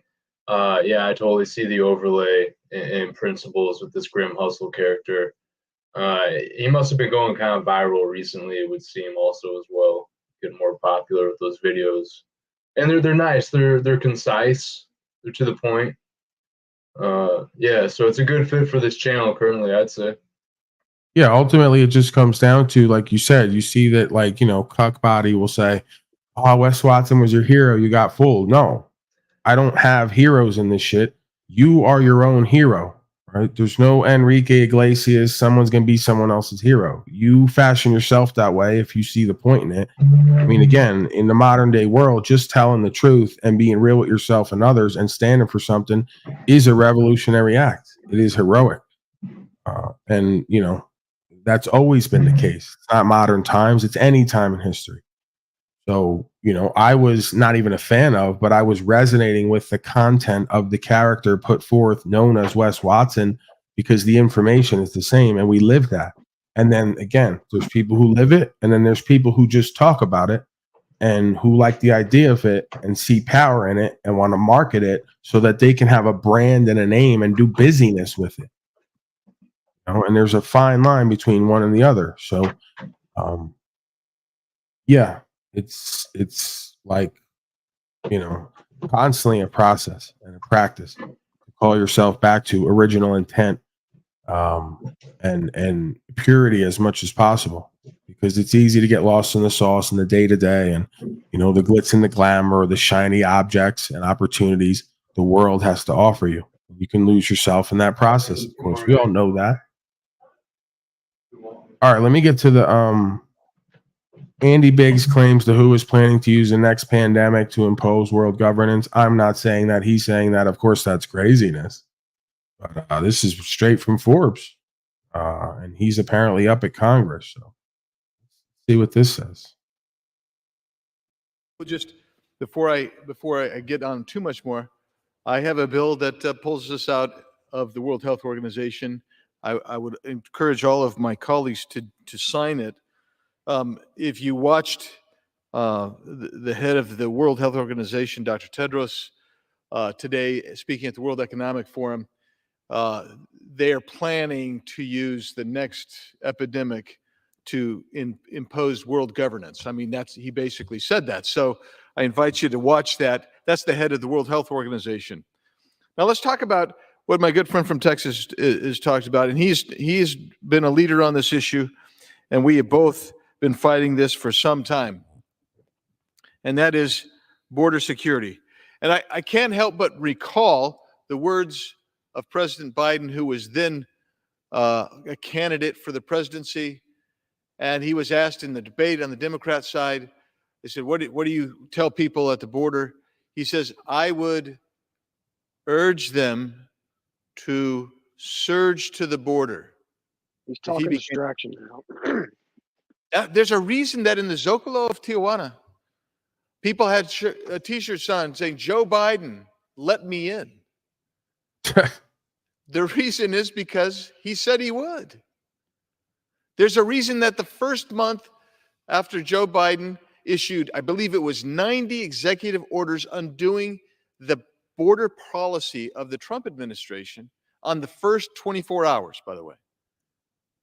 that you had the first record of border crossings or these encounters, and that was 150,000. Think about that, 150,000, and our minds were blown. Wow, we're saying that's more than 5,000 a day. It's a little over 5,000 a day for that. That's incredible. And the next month was more. February is more. March of 2021 exceeded that. Record after record after record until we end up last month with 302,000 encounters. And you begin looking at it and you say, well, how does this happen? Is it just policy? Is it? I used to think it was incompetence. I really did. I want to give, and that's giving them the benefit of the doubt. I thought that after the first 3 months in a row of records, I thought they're just incompetent. They don't quite know what they're doing. And then we got to meet Secretary Mayorkas. He finally came in and he testified. At first, before he testified, he came into the Border Security Caucus and talked to us there. And he said, the border is secure. Now, mind you, just on the encounters alone. I want to hear the WHO situation, Christos. And so I was down in the heart of that, and we went and Whining about the border now. recreate down there.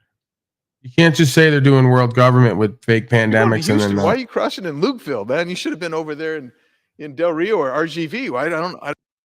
He segued into migrant talk. The now. Sea of Cortez, like I told you. Right. All right. Well, we got the first Distraction. part. We heard him say it at first, and then of course they're into migrant territory right away. So you heard him. That's his He told you belief. That's fascinating that he's allowed to say that at Congress on YouTube, and if other folks say that on YouTube, not from Congress, they get thrown off YouTube. That's interesting how that works. And again, YouTube has a whole class where they'll take you through and say, "Can you say this? Is this a violation?" And if you go yes, they go, "Okay, passed." Anything having to do with the last 3 years, anything having to do with certain topics, you can't even talk about it, they say, or it's a violation of policy.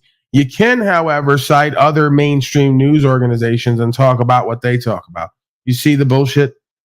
Even in the fucking curation of the dissemination of the information, you see the direct hypocrisy, right? They just say whatever the fuck they want, wherever they want. You're going to publish it, make a whole bunch of money off of it. We can play that and talk about it, but we can't share our own fucking ideas about what's going on. Interesting how that works. And then when they share the same ideas years later, we were sharing, we got banned for it. It's okay because they did it. Right? Do as we say, not as we do. We know that's the dynamic. That's always the rallying cry of authoritarian, hypocritical, tyrannical scum. So you're all outing yourselves over and over again. It doesn't really much matter to you because the majority of public's not going to do anything different anyway. Right. So whoopee for you, right? You get to just fucking play all these games, pimp on everybody, make a whole bunch of money, traffic guns and drugs and humans, and go off to your compounds. Because the fucking punk ass slaves that could do nothing anyway. Won't even write up the damn paperwork, activate the feds, or do what they need to do to get people questioned at least, if not audited. No, they ain't gonna do it. They're not gonna travel freely. They're not gonna engage in their rights and exercise their rights. Nope. They rolled over and laid down, the majority of them. And then there's some folks who go, doesn't matter what the rest of them do. We're not going quietly, and we're not interested in your fucking games and nonsense. For ourselves, we don't even give a fuck how this shit turns out. We're tired of being pimped and played on. Simple, point blank, period, right? Nothing before or after that. Call it egoic and prideful if you want. There is still a thing called will here. You know? I know that folks can't conceive of that, like doing the will, your will, how it fits together. Yeah, that's not going away. You got to kill everybody to get that to go away. And I contend that that force is only rising, right, and expanding. It's just minuscule compared to the whole. But again, they say there ain't many of us. I say less is more. There's plenty of us. The kingdom of heaven is few. The gate is narrow. So this understanding and this activation is not for everybody all the time. Quite the opposite. Few and far between, right? Just like the Army will tell you. Many are called, few are chosen. The few, the proud, the Marines, right? Not the Army, the Marines. They give you the game, and they just direct you to their fucking corporate endeavors. There's a spiritual endeavor that's been going on here from the beginning of time. You're part of it or you're not. And then you get to have the simulation. Fun, fun, fun. I love it all. Your thoughts, Brian O'Shea Christos, the rest of you? Expert panel, watchers, haters, celebrators, potential haters. Hold on, you were lagging there. Go ahead. Was that implying the law of the land and the water with the few, the proud, and the Marines? Was that like a little subliminal of being dynamic and versatile? The few people that understand the quote unquote land, water, air thing with law? I mean, you're reaching, you may be reaching there. It's possible. I mean, it just comes down to, again, they understand the philosophers from the beginning of time, conceive of these things, and then the priesthoods and the, the kings, the authoritarians use this information and understanding to reorder or reorganize or redirect your subconscious and conscious mind. So I don't know that it's necessarily a direct I wouldn't say it's genuflection to that. Yeah, I mean, that's the thing is how much of this can you say is even conscious? Because most of the stuff we do has been shown to be from the unconscious.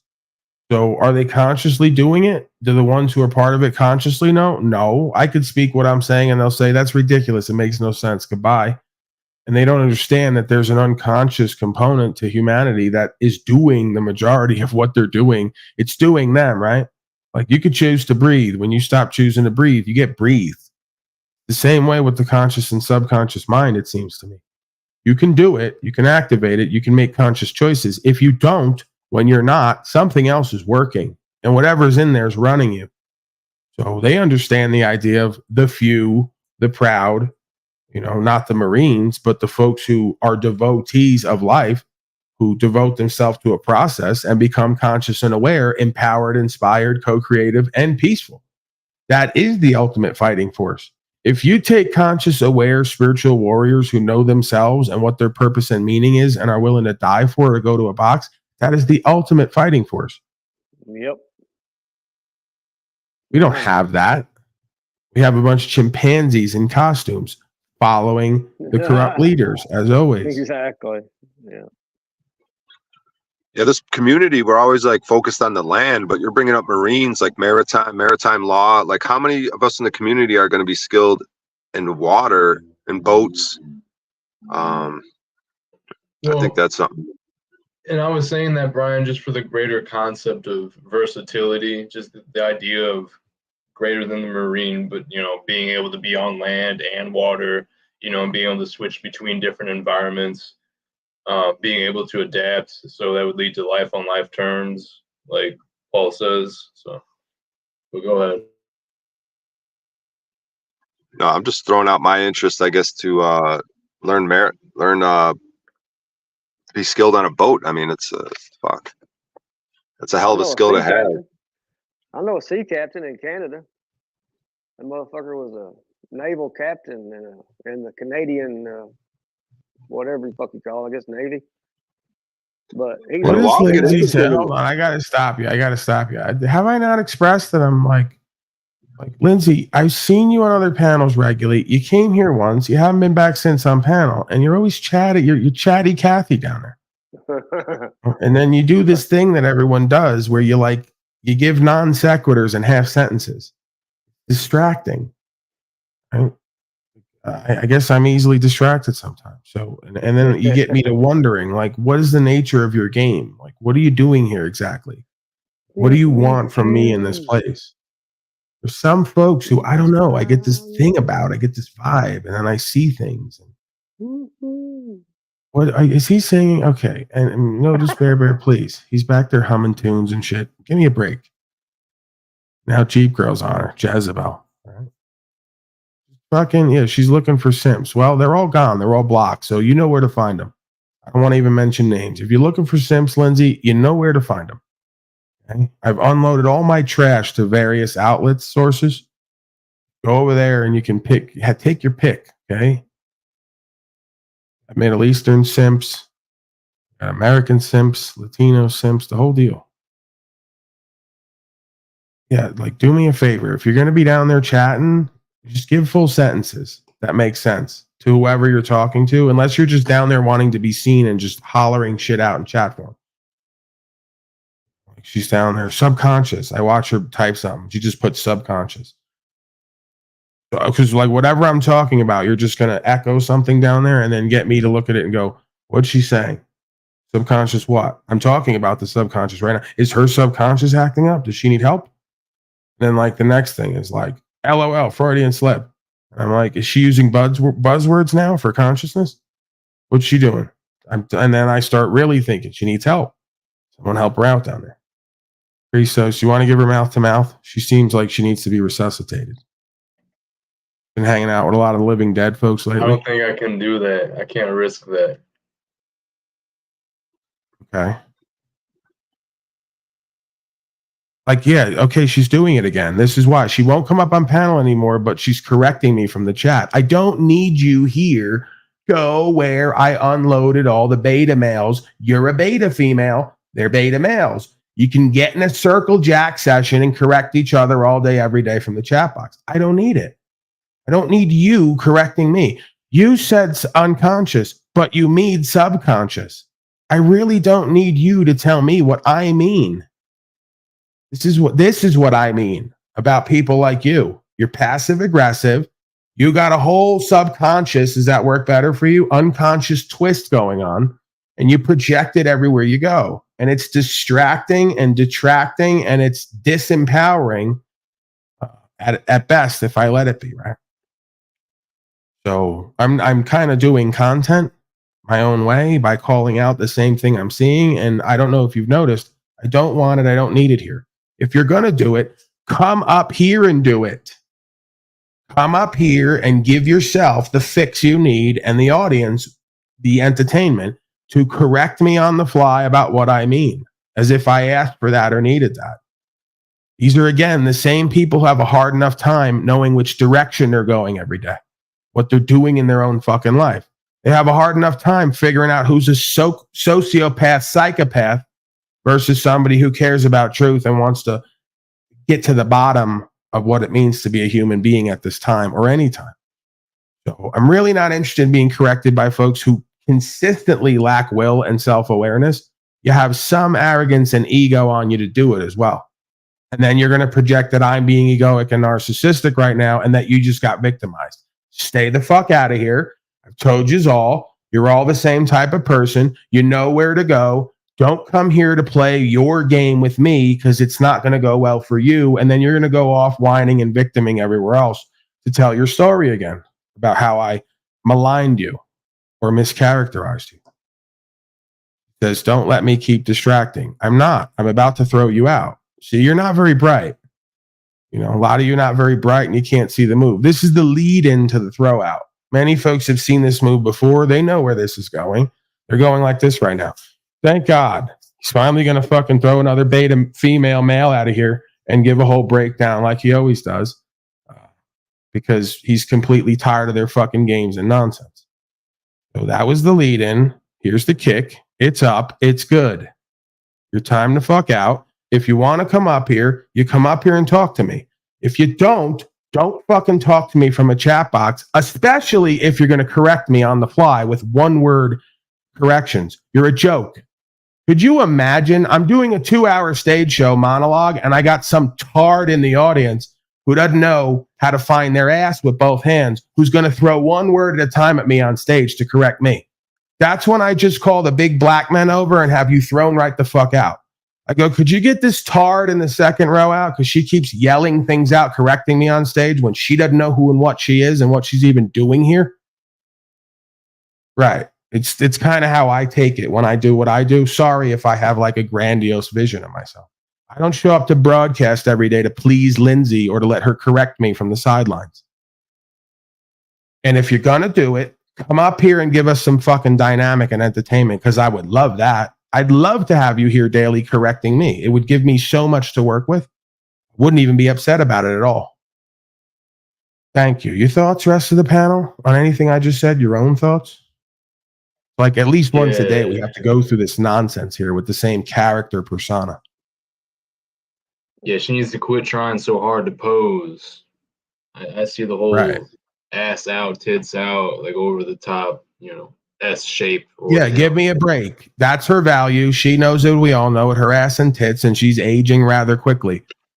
So your value is not here correcting a man doing what he's done for 500 days straight. That's where you're lost. That's where you're devalued. No man like me wants a woman like you in his life correcting him constantly. You must be insane. This is why you're all alone. This is why people like me won't deal with you. And this is why you're stuck with Slave, Cotton, Slow State, and the rest. And they'll fuck you, but they ain't going to stay with you either because they don't want to deal with it either. They're looking for submissive, broken bitches because they're tyrannical. Get a clue. Your thoughts, anybody?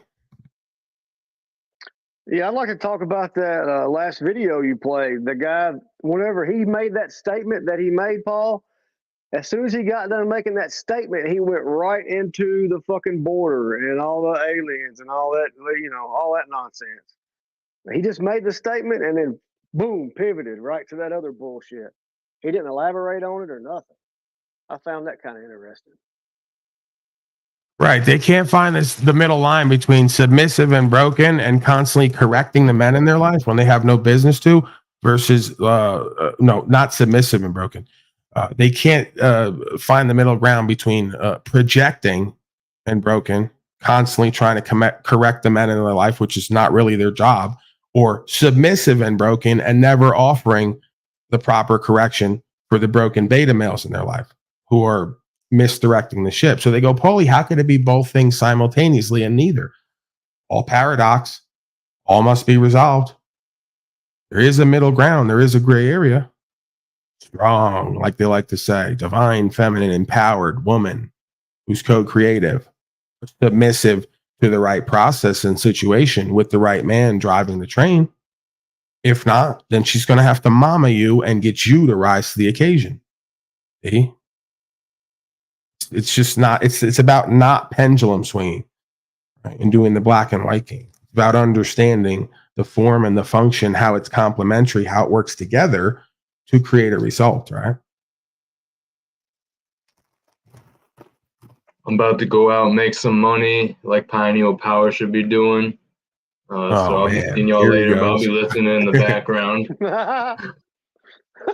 He's trying to get at you now, Peanut. He said you're broken, poor, you're sitting in your mama's house, and you can't afford the fucking laptop to be able to do your damn broadcast. It's going to make it more enticing for him to go hang out with P. Diddy as a result if he doesn't get a job. Yeah, he's going to have P. Diddy take him shopping at some point. Now, hear what he said, bro. I'm happy to hear him say he's applying at Fridays. He knows the deal. He needs to work at a real professional place where they value the food and they care about what the fuck they're doing. They're not just putting out some toxic slop in front of a bunch of fat pigs who are overpaying for crap, right? Just to be out on a Friday night. Look at us. We're going to take Facebook pictures. We went out this week. Isn't that exactly what Friday is, though? Exactly. I just gave you the breakdown. My point is you could be there to do what you need to do to pay your bills, but the train don't fucking stop there. It's a move to a move, bro. Do what you need to do so you can afford a laptop and your bills so you ain't leaning on your mama. So you give a good example to your sister as well. You make your father proud in a sense, wherever the fuck he's at. And you do it for yourself, more importantly, because you know you need to do that as a man. But you know, there's bigger and better things, bro. You know, you do that to do what you need to do. And while you're doing that, you don't even wait for it to potentially go bad. While you're doing Fridays and getting yourself warmed up again, getting your feet wet again, you start to put in the word at the other place. Hey, listen, I'm working at Fridays right now. That's a move to a move. I don't want to work there. Nothing against them, but I want to be with people who are proficient at what they do because I want to care about my life and I want to be successful. You give that rap the way you are, how you look, as young as you are, to anybody with any kind of sense, they're going to put you on in 3 seconds. I know I would. And if they don't, you tell them to go fuck themselves and you move on. Right? There's not a man out there who owns a business who would see you come in with some light in your eyes and some care and want to be good at something and succeed that wouldn't give you an opportunity. And if they don't, they're not worth fucking with anyway. Yeah, I don't know if you're doing a bit, non-bit about believing me applying at Fridays, but that was kind of a joke. But I am waiting to hear back from this vegan joint that's really that's mad close. And that's the thing. My car's not drivable right now, so I kind of have to find something. Well, don't super close. bullshit me, Dan. Don't do bit on bits with me. I applied it Fridays and then pass it off like it's happening. If you ain't doing that, you know what you I need to do, thought bro. you It's not about knew, Fridays. man. No, I don't thought know you- nothing. I don't know nothing. You tell me you applied it Fridays, I go, oh, that's good. He's getting out, he's doing something, he's providing for himself, and he's mixing it up and having conversations. No, but I am waiting to hear back from this vegetarian. Well, no, it's actually vegan. This vegan joint, super walking distance. So, yeah, Bear Jew, he just left, man. Calm down. Bro, you could do so well. And again, it's not even completely about the money. The point is, if you like yourself and how you're looking and how you're feeling, you're getting positive attention, you're having good conversation throughout the day, you're serving some good food, and you're walking away with $200, $300, $400 on a good night, you're way ahead of the game, bro. You know, there's a way for you to love anything that you do and have fun at it and be good at it and get paid as well. You can have all the things. Don't limit yourself. Hard to disagree, sir. Hard to disagree there. Which is why I'm Then not. I'm gonna have to take you aside like Fredo. This fucking guy peeing out power. He's banging cocktail waitresses 2 at a time under the table. I had to get a hold of him, Michael. I had to pull you aside like Mo Green. Michael, I had to get a hold of him. Your brother's crazy back here. Hi, Neil Power. You're my older brother, and I love you, but don't ever disrespect the family again, ever. I love you. Right before he has him killed. I love you, but don't disrespect the family, Fredo. Now you're going to take a boat ride with Carlo. All right? I love you. Go ahead, Penal Power. I know you always get put off when I do my Godfather bit. Yeah, I'm not even vegan, really. But well, I guess for January, I kind of am vegetarian. But No, that's a different word. That's virgin. right. My bad. I'm getting Yeah. That's the thing. It's easy to get these words mixed up. That's why you got to read the dictionary more. Right. I love you, You're brother. right. I don't know why that happened. I was just reaching for something to be funny, play off of what you were saying. You're right, sir. You're right. I'm a lefty, and you're right. You're a lefty too, right? No, Oh, I'm thinking of something else. I'm pretty ambidextrous, though. I would say Okay. I can masturbate with both hands if I have to. I put it to the test. That's critical. That's crucial. That's a real world skill that you can you Yeah. can build off. That is what I'm saying. Yeah, you gotta That's be a a switch gift. hitter. Sometimes a microphone makes it seem like you have a crazy lisp, Paul. Like, fucking, do you ever have a speech impediment like that? It is the No, microphone. I don't have no. I don't have a lisp and I don't have a speech impediment. Thank you for asking. I'm just saying, Cleveland brought it up in chat one day, dude. He noticed it too, dude. I thought, I didn't know it was the microphone until he said that. I didn't know what the fuck was going on. I was like, does he have a tooth fucking problem? I was like, what the fuck is that fucking, it was the mic the whole time. I was like, okay. Wait, so is that's been happening now? I'll let you know if I ever hear it, but there was a time where it was pretty consistent. Cleveland even Oh pointed yeah, out. no, that was the other headset, right? Probably.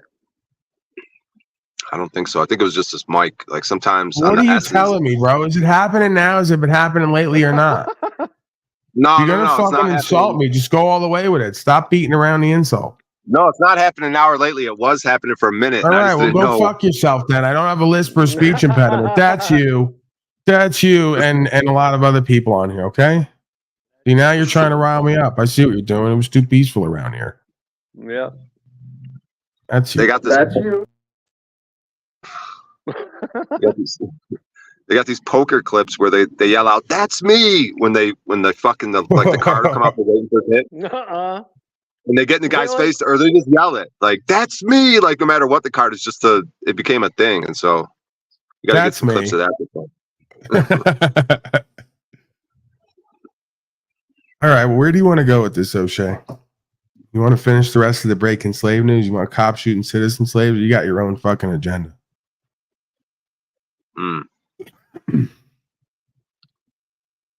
I mean, How about some Chiefs fans? Chiefs fans froze to death like fish sticks out of the game, and I love that. I fucking love that. I want more of that. slaves going out watching football and freezing to death in a pack like hot dogs. I mean, you can't buy entertainment like that. Like, how fucking dumb and fucked up do you have to be out at a game and freeze to death and not know what's happening? Like, how do you not know you're freezing to death? That's a rather slow process. No, that doesn't happen quickly. You got at least 20 to 30 minutes to get that under control. You want to hear about that, Osha? Of course you do. Who doesn't love? Well, why am I even asking? Who doesn't love goofy fan slave freezing to death? Welcome back. Thanks for joining us here on Live Now from Fox. Continuing on with more of today's top stories and headlines. And one of these stories is a very confusing one that has people questioning a lot of the. What's up with this lady? She's got odd looking. They're all odd looking. She looks like a porpoise. Fans who were found dead in their friend's backyard. For the very latest on this investigation, let's bring in Fox's CB Cotton, who joins us live right now. CB, thanks so much for being here. Walk us through what we know and what new details have now come to light. Even she's kind of odd looking. Hi, Lexi. Well, very large head, small body. I'm starting to think all these newscasters are some species of alien creature. Yeah, see, he's down there. He gets it. These are all aliens. David Harrington and Clayton McGeeney. These three friends had all been hanging out with Jordan. Her head is almost the same size as the rest of her upper body. It's like almost. It's only twice the size. That's like not even. Before going to bed. Something's up here. Get this, Lexi. For the next 2 days, Willis never noticed anything was wrong. I spoke with Willis. Two heads never equals a whole upper body torso. That's just there's electrical components in that head. His client had saw them outside. He would have, of course, ran to help. However, this attorney tells me his client slept in most of the day on Monday and didn't leave the house on Tuesday. Oh, they weren't even at the fucking game. They were sitting in the backyard with jerseys on and froze to death. See, this is what I mean.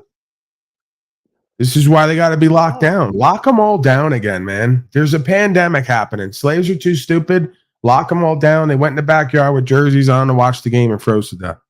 It's a fucking shame that we have to lock these people down. It's got to be done. Because he works from home. So the victim's loved ones and a fifth friend, though, a fifth friend who had been inside that home. Now, to be clear, I spent 2 winters in a tent in the middle of the forest in the mountains. And I'm still here talking. These are Chiefs fans, went out in the backyard and froze to death. All right. I want to just direct your attention to what's going on here. Like maybe what the problem is. They've all said Willis and his attorney keep changing their story about what actually happened. And they're hoping to find more answers soon with the autopsy and toxicology results. You know, this is real simple. I'm going to conclude this case. They don't have the will to live. They're very weak people genetically. They were never supposed to live by the grace of God. This system kept them alive, and they froze to death with Chiefs jerseys on, which is very apropos. Okay? Yeah. Very emblematic of where we're at right now. Your thoughts on any of that? You don't drink, Paul. No, I don't drink. Alcohol's for the devil and the devil's people. Like my mother. She was a sodden drunk. I don't respect anybody who drinks, not only because of that, because I see what it does. I can be objective. My mother could have drank, and it could have been her problem. Right? She had her own issues, but you know how she acted on the alcohol and how other people act on the alcohol and what it seems to be leads me to believe it's a terrible product to use to change one's consciousness. Very low level, like almost shouldn't even be used. There's no point. Like no one's ever said, "Hey, I drank a bunch of alcohol and figured out some stuff in my life, and my life's been better ever since." You've never heard that fucking story told. It's never happened. Usually like, hey, I drank some alcohol and I fucked a dog and beat my wife. Now I'm in prison. So you do, yeah, I mean, you do what you want to do. I'm not going to tell you not to fuck the dog and beat the wife. I'm just saying there's consequences.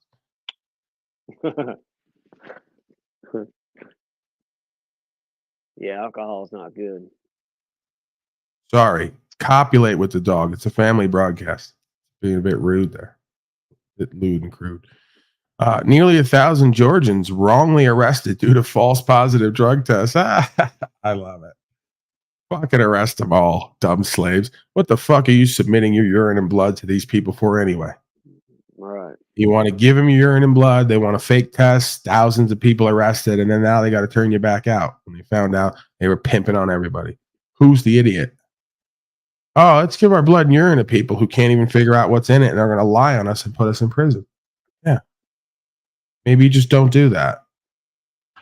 A new study from the University of Pennsylvania Law School suggests nearly 1,000 Georgians each year are falsely arrested because law enforcement wrongfully trusted the results. Law enforcement, you don't have to enforce law. Among police to immediately determine whether a substance found at a traffic stop or a crime scene is an illegal drug. Fox 5 team reporter Randy Travis has spent years profiling Randy Travis. damaged by these wrongful arrests. And Randy, Our correspondent Harry Johnson is on the scene. A study by the Roadside Drug Test Innocence Alliance, which was created following our original investigation and others around the country. We were the first to determine the true extent of this problem. The study says it's likely far worse. Oh, yeah, we know. I've been saying that. Their stories are worth repeating because their stories could one day still be yours. Is there a pink? Adorable couple jailed for weeks because a roadside drug test wrongly said their folic acid vitamins were ecstasy. She lost her job. He missed a So you're riding around with folic vitamins, right? You think that you're detoxing, you got like folic acid and vitamins, and they're like, yep, case closed, ecstasy. And now you're in prison. Yeah. It's like, say what you want on the other channels about me being a crazy softset who now went to like do entertainment, bro. You don't know what I'm doing, like anywhere in my life. Doesn't matter what I do. You're like always conspiring to figure it out and can't quite understand. This is why. This is why I do what I do on every level. This is just, it's amazing entertainment, expose, and activism material, right? If you want to get down to it, like activating yourself and exercising your rights, because the alternative is you just follow whatever they say and then they put you in prison for ecstasy for having vitamins. You choose whatever you want to do. Ceremony to become an American citizen. I mean, at that point, like, why not just, I'm not advocating this like Clausen. At that point, why not just ride around with ecstasy? Hey, I got 1,000 pills of ecstasy. It's my right to consume it. We're going full common law here. I don't think that you have the authority to tell me what I can put in my body and not.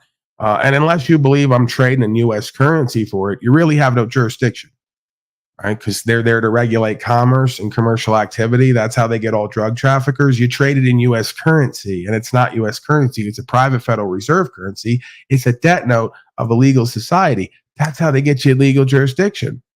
See? A lot of you dumb folks, if you didn't trade with U.S. currency, they wouldn't be able to make a claim. Right? I'm not advocating that. I'm not promoting that. I'm just saying it is what it is. If you traded a bunch of ecstasy for gold and silver, it'd be a lot harder to substantiate a jurisdiction and to make a case that you're trafficking their financial instruments. So yeah, I mean, with that said, hey, that's why a lot of folks probably use Bitcoin, huh? Because it's not considered U.S. currency. It's not considered a financial instrument, a U.S. corporation. So you might be able to get people on the possession and the trafficking, by proxy with the witness testimony, but it's going to be a lot harder if you're not trading in their U.S. currency, as far as I understand. So yeah. Yeah, that's interesting. Yeah, because if you're riding down the road with $100,000, they'll just jack that from you and be like, "All right, figure out in court. You must be drug dealing."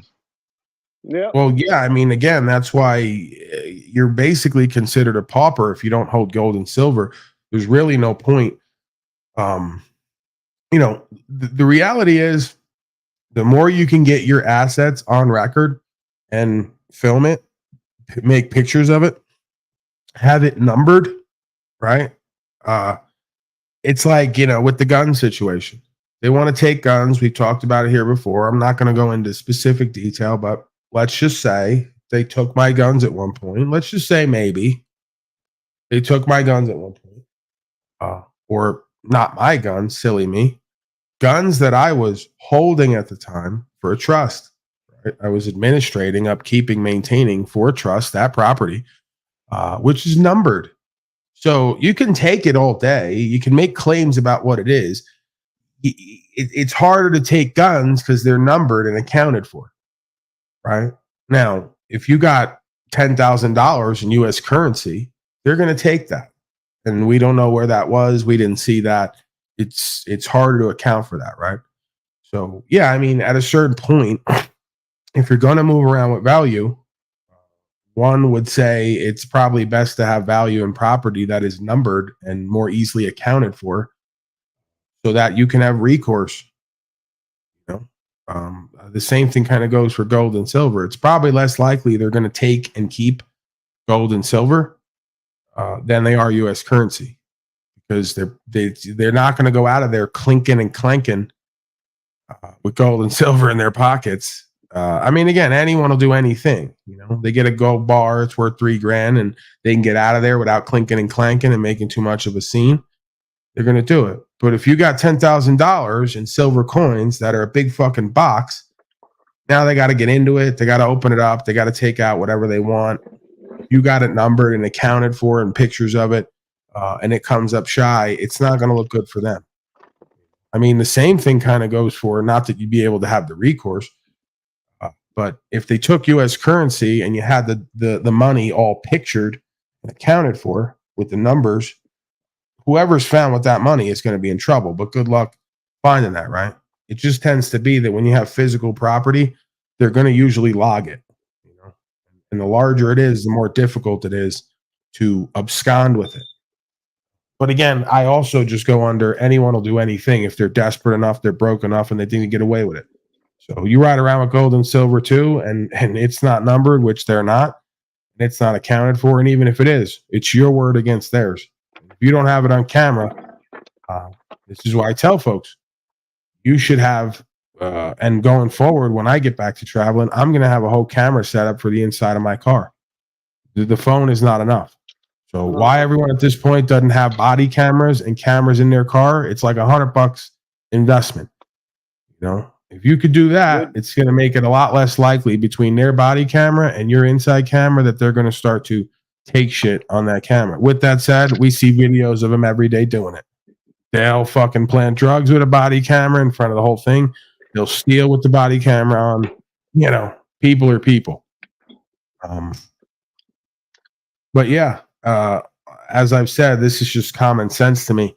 U.S. currency is not sound money. They print it up ad infinitum. It's lost 90% of its purchasing power since its inception.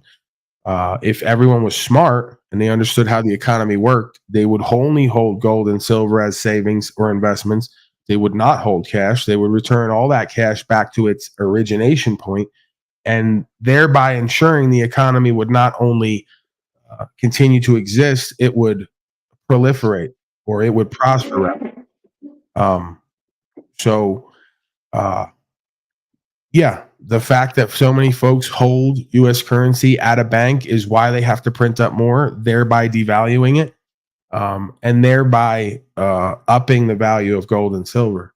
Furthermore, if everybody held gold and silver and returned that currency, the dollar would have more purchasing power, be less inflation, and gold and silver would be through the roof, because supply and demand, it's a limited resource with limited demand. If the demand increased and the supply didn't increase, the price is going to go up. So you would have a sound dollar that would not lose its purchasing power, and you would have sound lawful money that would hold its value and increase because of the supply-demand dynamic. But because the majority of folks are chimpanzees, and they've been taught that a dollar has more value and worth than a piece of gold and silver, which is the worth it was created to represent, they've destroyed the economy and the economic system. So you could blame the central bankers. I'll blame the public like I always do. If you just fucking knew what you needed to know, how anything worked, and you just conducted yourself properly, we wouldn't have a loser failure system at play here constantly. All right. You have to take some accountability, responsibility for why things are the way they are when we have choices that lead to results. Look how it's the complete inverse of Bitcoin. Like, instead of taking your money, like take your money and invest in Bitcoin, which is electronically nothing, or take that money and invest in gold and silver, like you're saying, to help the dollar and all these different things. This is how they got everybody. They skipped right over the gold and silver. They created the gold ETF. They drove gold from $200 to $2,000 an ounce. And now they're doing it with Bitcoin because they know what I know, that a whole bunch of people are going to go back to gold and silver. So in order for them not to lose that clientele, they got everybody marketed now on digital currency, NFTs, a whole new generation and wave, and they're going to trade in that. And they're going to hold that when there's no physical value and there's little to no use case, and it can be taken or frozen or shut off at any time, or it's subject to an electronic grid at whim. Absolute foolishness. It's all done by design. Holding that and getting that is exactly what they wanted. That's why they call Bitcoin digital gold, because they're going to now run that up to like 150,000 this cycle, probably 500,000. At some point, they're going to crash it. We know that. And all of that's meant to do is to funnel all the U.S. currency and other value into their assets that they're now going to control or regulate or tax, and to artificially deflate the metals economy, right? Because you'd figure if Bitcoin didn't exist in times like this, gold and silver be going through the roof. It's not the way that it would. So it's a way of taking all that value out of a market they've been trying to control and manipulate and deceive into another market that they have more control with and can profit more with, right? So they're artificially always stimulating certain markets, and they're artificially repressing other markets. Nothing, I believe, is going to stop gold and silver from rising long term. So if you buy that and you plan long enough, it's going to go up. It's just the nature of the game. We've seen that year over year, decade over decade, right? But it's nowhere near what it would have been if they didn't introduce this whole other asset class with sub assets. Go ahead, sir. It's a $28 billion market at this point for Bitcoin. It's like a $2 trillion market for crypto. If that all went into gold and silver, you could figure what would happen. Go ahead. Seems like the same exact scenario with the Great Depression. You had this like simulated system of the stock market, which was like booming and people are making money and shit. And then it fucking crashes and everyone's fucked up. It's like, seems like the same thing with this Bitcoin shit. Oh, it's boom. You know, like you said, it's going to go to 500K. People are booming and shit, making money. Then it crashes and fucking. That's why you reinvest. That's why, and I have to speak to myself and take my own advice at some point. That's why it's best to invest the majority of your value back into yourself and what you have and how you're living, because they can't take that from you, right? You know, like you can hold all this other shit. It may go up, it may go down. You may profit, you may lose. You can't lose if you have land, if your shit's paid for, you're debt free. Now you're just like doing time, and whatever comes in, you throw it in the pile. Hey, we're gambling. If it all goes to shit tomorrow, guess what? I'm out already. I got my food. I got my lifestyle. I got my people. I got my debt-free situation, and I got on the land power. What are they going to tell you? We're all gambling anyway, right? Yep. What fears everybody is they're going to lose everything and have nothing to show for it because they're living in debt. If they take it all tomorrow and you're good on the land and you don't owe nobody, right? And whatever resources you got, you know, where's the power gained and lost? So, and check it out. It's like it's people living in debt and beyond their means that gets them scared of economic collapse and the rest of it. Right. You know, people during the Depression who had gold and silver stacked, who had land, who had animals and were growing food, they don't give a fuck. Go to hell with yourselves and each other. They ain't living with you anyway. They ain't in the cities and suburbs. They ain't dealing with a bunch of fucking pack rats. They're in the land. They're on the land. They're in the country. They're in their own world. They got what the fuck they need. Always have. Always will. You're the ones going to become knocking on their door when you realize you ain't ever had shit. You know, they had an expression of someone's a commoner, like they're below someone or something. But I feel like common sense is just going to come back, like, and just like that's what's going to be the heaven on earth is just a bunch of people with just common sense and just look. You know, you don't have to look out for each other. Everyone's going to kind of like provide for themselves, kind of, because there's abundance and prosperity here for the free. So it seems like something's in the air where common sense is just coming back. Yeah, I mean, once you get to a point in your life where everything's been going fairly well, even when it's not for a while, you have everything you need and then some, you're debt free and out of it. Well, it's easier to pool resources. What do I need excess for? Right? Like I have people who say to me at times, I'm XYZ old. My shit's all paid for. You know, if I got 500 G's sitting around, why the fuck would I sit on it and let it keep losing value day by day? I'm going to give it to you or whoever, this person. Go turn it into more. Go invest back in yourself and whatever you're creating. You know, people can wind up getting value like that at that point. When nothing else gives you value after a certain point, service gives you value because you got everything else you need. There's nothing more to get. There's nothing more to do. Someone else may be able to do something with it, or you may just get the satisfaction out of contributing where you see value, right? So again, that is the blessing of a community that is prosperous, where folks take care of themselves and therefore can provide in a sense for the other, right? Or invest, if you will. That's what makes a prosperous society. If everyone's doing well and everything's taken care of, well, we got a whole bunch extra for each person each year. We can pull that together and make a community center. We can pull that together and create something, you know, that's the idea. But yeah, that takes everybody with a common sense, a sense of self, and a sense of purpose and meaning and obligation to ourselves and each other on some level, right? And again, it's an individualistic concept on the lowest level. On the highest level, we're only oneself. So we have to understand that there is a collectivized component to individualism, because nobody really can, nor do they want to do this shit all on their own. It's not the nature of our beingness. We see self as self. So we like interacting with self. Yeah, it's about disconnection. If someone's in need and you're able to help them, dude, like you don't need, it's not the reaction to them helping you. It's like you get a satisfaction, and then that probably feeds on itself. You know what I mean? Like becomes an addiction in a sense. You want to, yeah, but the point is, right, Brian O'Shea, we now have this culture of motherfuckers too giving too freely sometimes.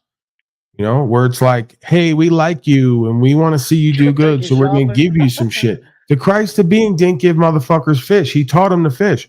Just like the guy at the gas station that day. They make fun of me for it. I'm going to sit there and give him something when he's already begging and trying to sell candy for triple the price. Bro, believe in yourself. Get the fuck out in the town square. Get an act together. Get a rap together. Talk to the people. Create some kind of energy or experience or value. They'll give you something. Right? They all want everybody to do this charity thing where they act like a society runs on charity. It fucking doesn't. A society runs on each person finding value in a community where they show up every day and they get value and give value. That's how the thing all works on a macro level, right? On a micro level, you got to stay in your lane, play your position, play your part, whatever that is. You figure it out. Yeah, that's what nature, like when you look to nature, it'll teach you that, right? The animals, they could provide for themselves. That's one of the main basics. If you can't provide the basics for yourself, like that's why the Orlinda hammers that in, dude. Like if you ain't working this shit, like you got to get the fuck out of here. Like they'll exile you from the fucking community and shit. Look at the fucking tree, right? You sit in nature long enough, you start to think different, see different. You look at a tree and it becomes clear in one moment. Not only is conscious and awareness and complete order and co-creation within that tree is in communication with all the other life forms around it and in symbiosis. That tree exists only to provide value and to serve. It's giving us air. It's giving us fruit. How many more things can it serve and give for its own purpose and meaning and value? Doesn't ask anything back. And what do the selfish, greedy, lustful, lacking in awareness slaves do? Go and cut them the fuck down. Exactly what all you need to learn about life is in that one experience right there. Right? So you prepare yourself for that, knowing you're dealing with humans, but you understand you don't stray away from your supernatural co-creative beingness. Right? It's this and that. So I understand that when I come on to serve and bear fruit and to give the life force and the understanding over so other folks can live with it, not even really necessarily off it, but with it. It's co-created, right? I already know there's motherfuckers that just only wake up to try to find me and cut me down because they don't know what it's like to live like that. They don't know what that kind of peace that brings you, what kind of harmony that brings you. They don't know what kind of purpose and value and meaning you find as a beingness in life. The tree doesn't choose to do that. It's just created to be that the same way we are, but we have choice.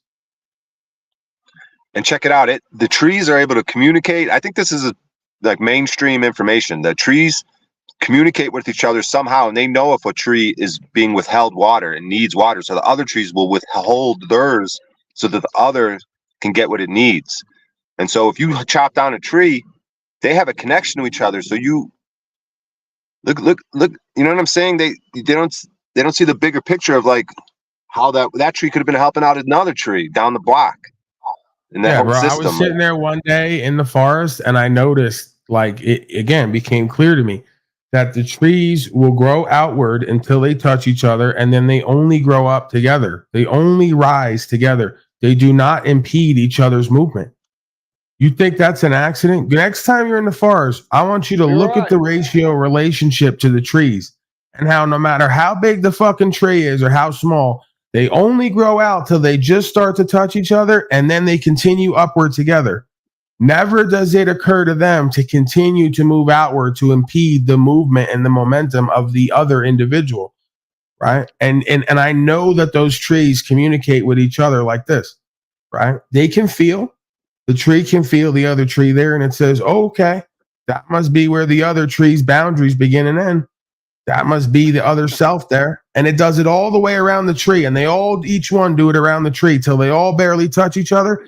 And then they go straight the fuck up for the rest of their beingness. You think that's an accident? Nope. If you understand that life is life and creation is creation, we're meant to be the same way once again. And then there's choice. Yeah, there's probably a billion examples. Like, and it's all about connectivity, right? Like and working together. Like the way a cattle won't destroy a whole field, they'll eat some of it, move on. But yeah, the story in the Ora-Linda about this one guy who wanted to be selfish and didn't want to have to deal with his neighbors because he might have to help them. And then one day his house blew down and shit, and he came to talk to the main person, and like she told him a story about how when the original person came here, they had nothing, no clothes, no nothing. So I had to look to nature and be like, oh, this is how if I go under this tree, I'll be protected from the rain. The way the flowers, the way the rain hits the leaves, I see how I could make shelter.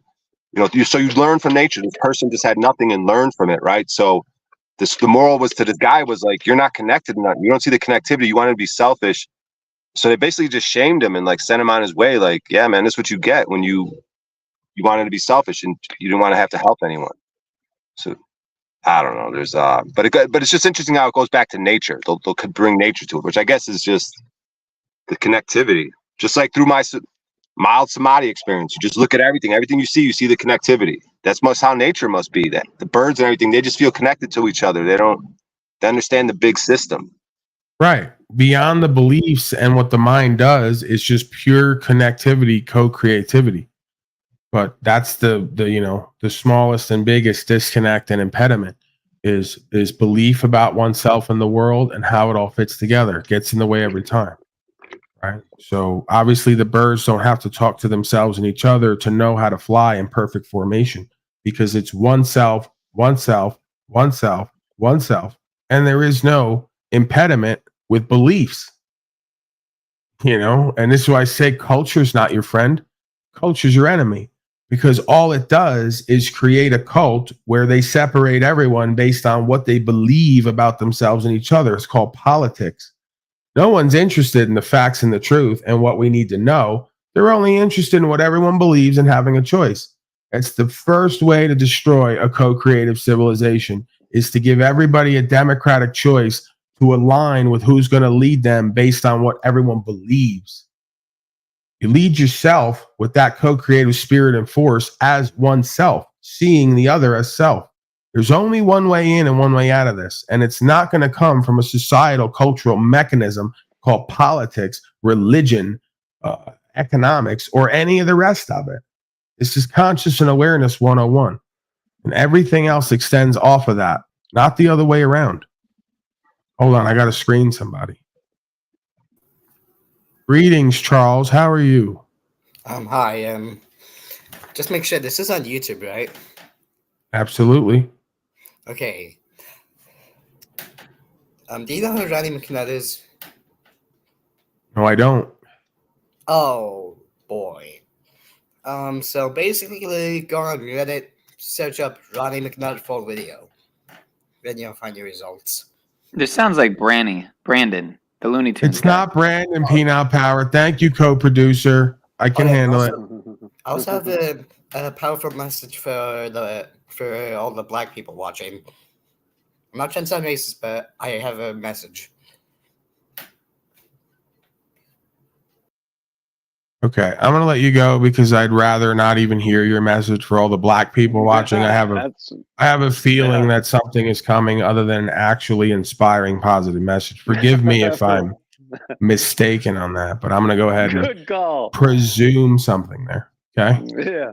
Good Very call. egoic and narcissistic here, some might say. That was dark, Brandon. Yeah.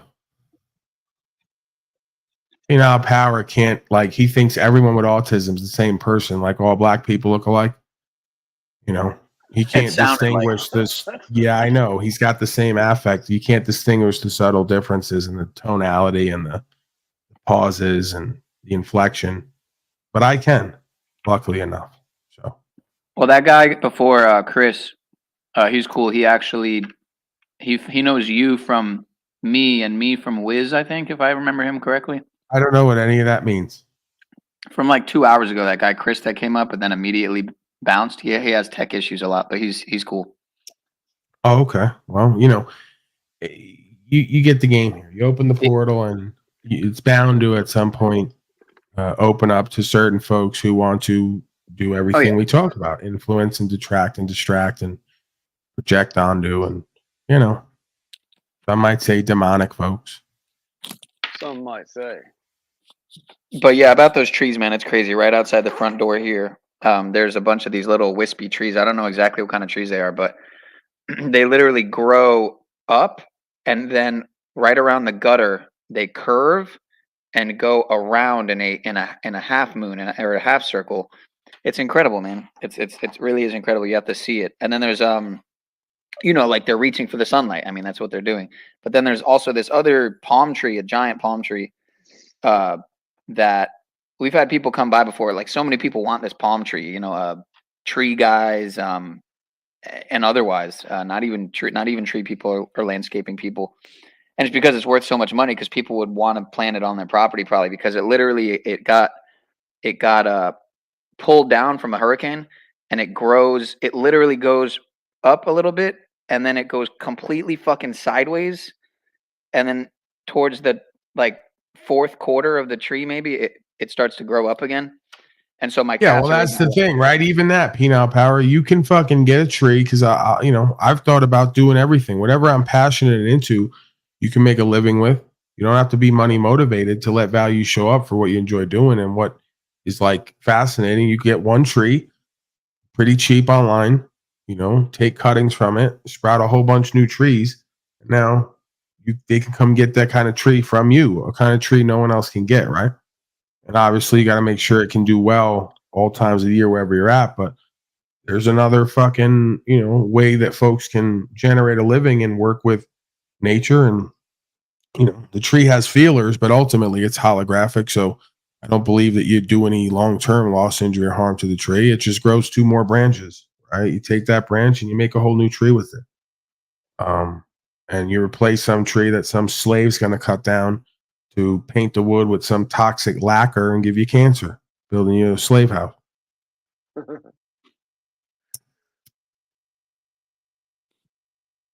Yeah, but it's just amazing how resilient and also just adaptive nature can be. Bro, you ever seen him graft trees onto other trees? What do you mean, like cuttings, implanting cuttings kind of thing? Yeah, like they're gonna hit me for National Geographic if I show it. But I got another. I got bonsai tree. I've seen other ones. They'll graft 3 different fruit trees onto one fruit tree, and it'll grow 3 to 4 different fruits once it's grafted on. Damn. Yeah, let me show you this. It's pretty cool. That's wild as shit.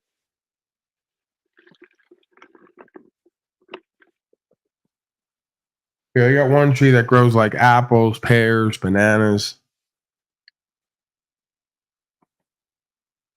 I planted like 3 or 4 apple trees last year. They all made it. Yeah, I mean, you can't even like get a handle on, if you really step back from it, what that is. Like how nature, they'll say, "Oh, God doesn't exist. There's no order here. There's no like hack or anything." And I go, dude, you could take 3 fruit trees, cut the branches off and put them on one fruit tree and grow 4 fruits on one tree. If that's not evidence of a program or a hack to the simulation, I don't know what is. You know, you can take a fucking branch off a tree and grow a whole another tree with it. I mean, you know, I guess you either see it and feel it or you don't. I think the liver has regenerative properties like that. They could be like 90% dead or half cut off or something and grow back. Some shit. The liver? Well, yeah, they were telling stories about like with the silver and gold, right? We don't even trade it anymore when it was our only source of lawful money at one point, and it turns out that it has all these type of properties to it. So turns out they were wearing this shit. Turns out they were putting it in the water and drinking it. And that's why some people didn't get the fucking plague, they say, because they were putting silver coins in their water basin. You know? And then they'll say, "Oh, don't drink the silver. It's going to turn you blue," like the guy on Oprah. You know, well, tell that to the people for doing it for thousands of years, putting silver and gold in their water supply and taking micro amounts of it into their system and getting more connectivity, different kind of visions, having better health, and being impervious to the diseases of their time. I bet that goes the to evidence of this is all there. I bet that goes right to the pineal, the silver and gold. I bet that kind of uncrusts it. It's thirsty for it, probably. Bro, pineal probably. Everything here is a hologram. Look at your computer in front of you. It's a replication of the human being's biological system. Right? Memory, front memory, background memory. Right? Short term, long term. You got the hard drive. You got the DDR memory, RAM.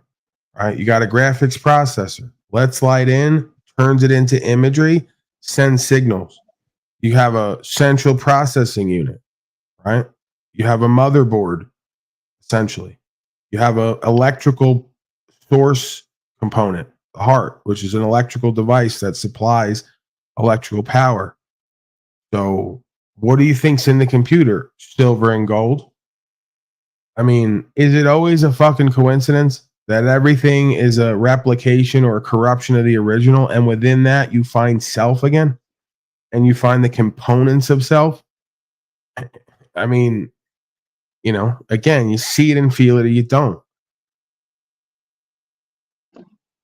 Yeah, it's like, it feels like the thing from one bit of information, that holographic nature of this thing, probably like from just literally. Bro, what do you think the World Wide Web is, right? I didn't mean to cut you off, but we're all connected, like they say.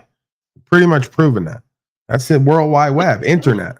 We have an original net or web ionosphere of electricity that connects all of us and leads to group consciousness thoughts or revelations all at the same time. That's an internet. It's a World Wide Web. Everything we see is an exact duplication, replication, or corruption of the original.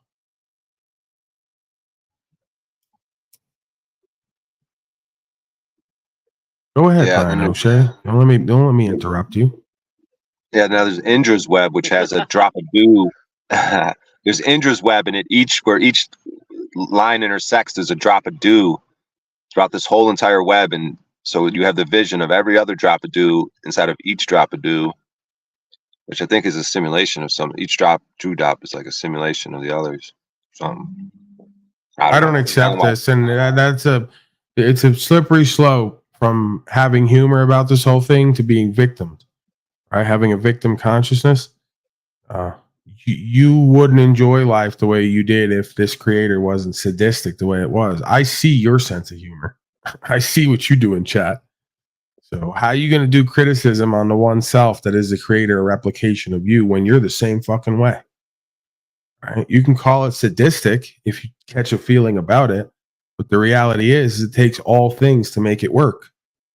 You can't deny certain things because you don't like how it feels and not observe it takes all things for it to work.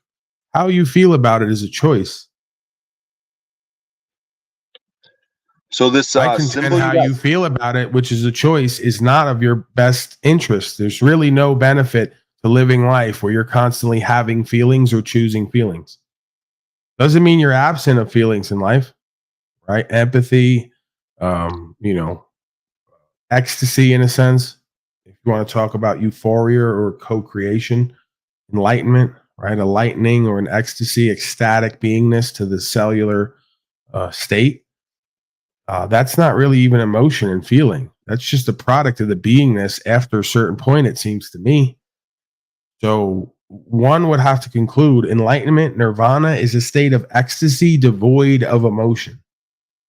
Neutrality, if anything. That's why the God, or the Godheads they talk about in the Middle East are positive, negative, and neutral. You have creator, destroyer, and the neutral space. Right? It takes the neutral space to accept the creation on creation's terms, positive and negative. So enlightenment to me is not positivity. It's the acceptance of life on life's terms, that it takes positive and negative to make this creation happen. You can observe a neutral state, you can accept life on life's terms, and then you can co-create using discernment. You really don't have to think about that. More of a beingness space, right? And it's not emotional. It's intentional and it's intuitional. Right? It really, to me, as far as I could tell now, going from where I was at a certain point to where I am now, whatever that means, I'm not saying it's necessarily better or worse. This is just my perspective. It's better for me to practice detachment, not depersonalization, be empathic, empathetic, but intentional and intuitional, and using discernment. That doesn't really take my thoughts and emotions. It really takes my thoughts and emotions being out of the equation.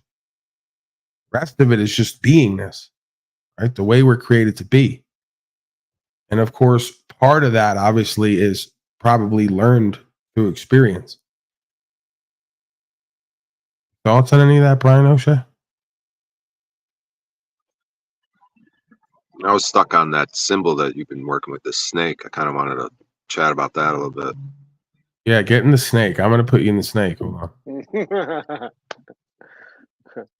Yeah, so the circle, so there's a lot going on here. First, you got the circle, you got the wheel of time, you got the Yule, you got the light and dark ages. So we're going to go through this. You got, and then you also got the Shiva, you got the Hinduism idea of Shiva, who is the creator and Brahman, right? The creator and the destroyer in like one person.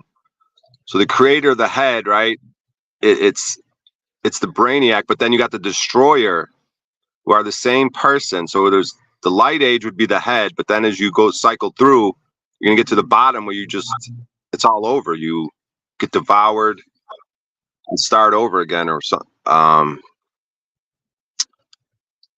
This would be, yeah, it's an interesting fucking thing though. The Caduceus or whatever. Because it has the one self idea, like if everything of creation is wrapped into that, if that's the wheel of time, it's only one thing that creates and destroys itself in some way. Like, that's pretty cool. Because yeah, I've been thinking a lot about this destruction thing, like where we're at, like, because there's a dance at the end. Like there's a dance when he's destroying everything. There's a dance to it. And I think it's what Paul was just talking about, where you accept everything. The beauty of this fucking moment, because it is our greatest teacher, is what we're going through. So it's just like you dance your way at the end to the where it starts over, the cycle starts over, the golden age. So this is just the end of the destruction. You just dance your way through this fucking nightmare, fucking whatever. Right into the kingdom of heaven, which is we might see in our lifetime. We might be able to witness this. We might, I don't know. It's pretty trippy. Snake is fucking trippy. It's the wheel of time. Look, you can't escape it, dude. It's like there's a disc too in the Hinduism, dude. It's called it's one of these weapons, but it's based on the wheel of time, and it could go in one direction and another. So you get serrated, dude. It's like a black hole. That's what time is, dude. Time is the destroyer, dude. When it's not the present moment. Yeah, present moment's eternal, dude. That's the fucking void, the space. But then time is what creation is. Like you created time, you created destruction, you created the destroyer, dude. Like Yeah, the process of entropy. But again, that's to keep one humble and grounded and directed. There's a purpose for everything. Human beings are already not grounded and purposeless and meaningless because they've created their own God within themselves that thinks they can do whatever they want and have everything to be okay. It's not the case. So it is only the process of death that keeps one constantly focused or called back to at certain points who and what they are, what they've been, and what they're meant to be and do here until that day comes. So I just see simulation everywhere. I just see growth and development everywhere. I just see rising to the highest good and to the occasion everywhere. There is no suffering. There is no evil. This is a choice. Doesn't mean that the cause and effect isn't there. Doesn't mean we're not generally going to feel certain ways about certain things. But again, the Tao says you must go beyond good and evil in order to essentially work with this thing. You cannot be partial, right?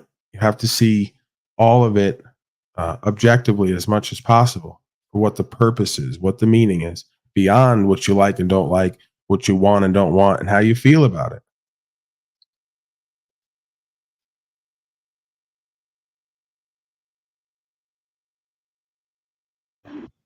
What are your thoughts specifically on the snake?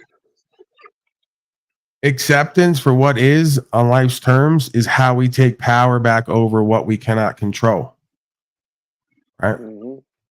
Cannot change the evil of the world. So accept it for what it is. Does not mean that we live it. Right? We do what's true and what's right and what's good for ourselves because it feels better than not.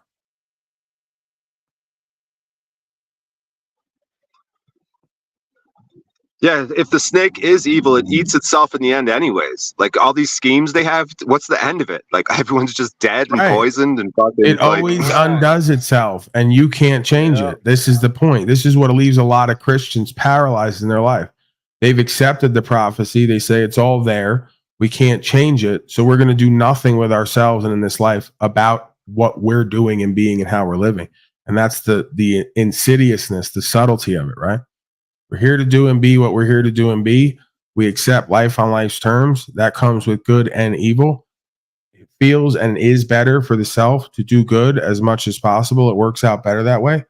But we cannot contend that we're here to fight evil because evil is a product of this experience and this simulation, and it is a choice. And you cannot take anyone else's free will choice. They will be judged at some point. They're already judging themselves and each other subconsciously, if not consciously. That's evident because they're suffering and don't like themselves. And then at some point comes the consequences of their thoughts, emotions, actions, and inactions. And we have to witness that. If not be part of it, we're going to have to witness it. Yeah, because willpower is a motherfucker, dude. Like someone's will, someone shows you their will. Like that's why your channel, The Willing Few. It's like that's what it's like people need to be introduced back to their own will. You know, I talk about the will to do good and then acting that out, that goodness. Yeah, I mean, is that yours or is that already put there? You just have to remember it or discover it or activate it. Work with it.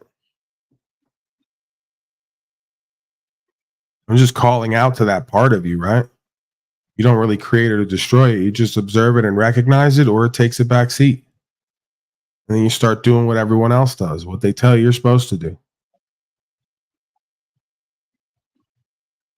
Yeah, if you say, I want to will this into existence. If you have a desire or goal, you say, I want to will this into existence. You know, all of us could be motherfuckers when it comes to that. I think if we're all oneself, like if you say, okay, if I put my mind to this and do this thing and use my willpower, it's like you almost feel like there's nothing you can't fucking do if you focus on it.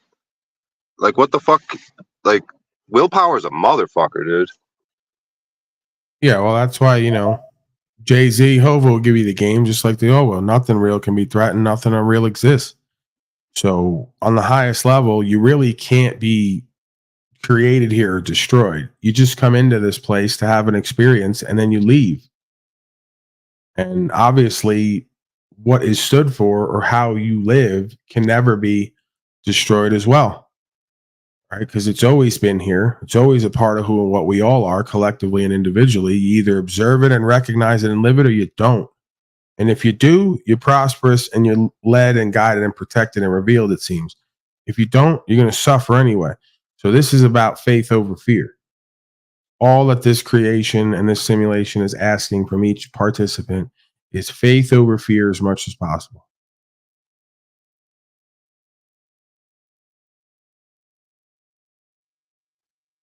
And that makes sense because all the Christians and all of them constantly talk about God and faith. Okay, show me now. Don't tell me, show me. What does faith look like in your life? Stepping out on faith, not on sight. Show me what the fuck that looks and feels like. If you could do that, I believe the Creator is pleased or the purpose is served. If you fail to do that, you're going to be miserable and suffer, and this thing is going to slip another few pieces in order for us to learn more and discover more, right? It's a cycle, like you see, eating its own tail. You will observe what we're here to do and be, or you will suffer the consequences. That's not sadistic. That's called learning. The same way a parent maybe would engineer certain synthetic results to have a child be tested or challenged, right? You say, oh, that parent's sadistic. If you put your child in a position to learn and grow or have consequences, be tested or challenged. They presume that this God is a God of love, right? It's a God of creation. And if all things exist within creation, then we're here to learn and grow. So yes, love is what's needed. Care is what's needed for self and the truth. But we're not necessarily here to love ourselves and each other exclusively without the meaning and purpose. So it seems that, like it says in the scripture, in a sense, not a jealous God, but there are certain obligations or demands put upon us inherently, right? Inherent hierarchical power and value systems. You observe it and you live into it, or you don't and you face the consequences. And we see what the consequences always are: poor and broke, hateful, bitter, angry, resentful, alone, or with a bunch of other loser failures live in the same way. Can't get to nothing, can't go nowhere, can't afford to get there even if they had a place to go. And once they get there, they're still with themselves and each other, so it never quite feels right.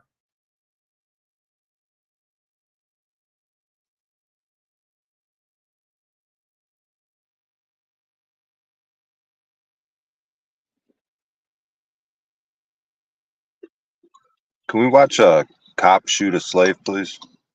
All right. You listen, ask and ye shall receive. Who am I to stand in the way of Brian O'Shea and his wishes? There you go. I think it's part of the docket anyway, man. You got to fulfill the docket. All right, body cam man open fires on police before Nashville police shoot and kill him. Hey, relax back there. We got a rabid slave in the back. He's got a bloodlust. You relax back there, right? Conduct yourself with some level of decorum. We're professionals here. It's very disturbing content, too, by the way. I want to be clear. Warning. At 2:02 a.m., Madison precinct officers were dispatched to a non-critical shooting that occurred in a Maple Street parking lot just off Gallatin Pike South. Officers found a 32-year-old victim with gunshot wounds to his extremities.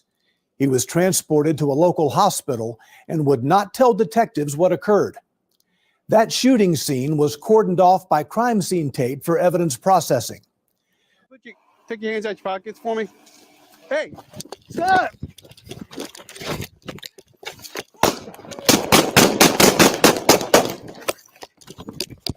Damn. Shots fired. We need more officers over here right now. Code 3. Move your head. Right here. I'll see you. Hey! Code 3, O'Shea. Shots fired. Shots fired. We need more officers over here right now. Code 3. Don't move! Do not move! Yeah, it's a code 3, O'Shea. That's typical in the business. We know that. Your thoughts on any of that? We got a couple more if you want. I mean, we got a stack of them, but I'll do a couple more before I check it out. This is all bonus content, by the way. So these folks should be very thankful and grateful, and they should show it in various ways. First of all, by drinking Brian O'Shea's aged urine, because it's going to bring a glow to your skin. You want to do an ad right now, Brian O'Shea? Go ahead, do an ad. It's been a while since we've done an ad. I know you're selling your aged urine now. It's a new business you've started, and I figure I, give you a platform here. So go ahead. You got the ear of the people. I would like to introduce everybody to O'Shea Beverages. Here at O'Shea Beverages, we have fermented piss. It's like it's alcoholic, so you do have to be 21 or over to purchase it. We also have Pissicles, our new product coming up for the summer line. We got different flavors: strawberry, blueberry, and raspberry so far.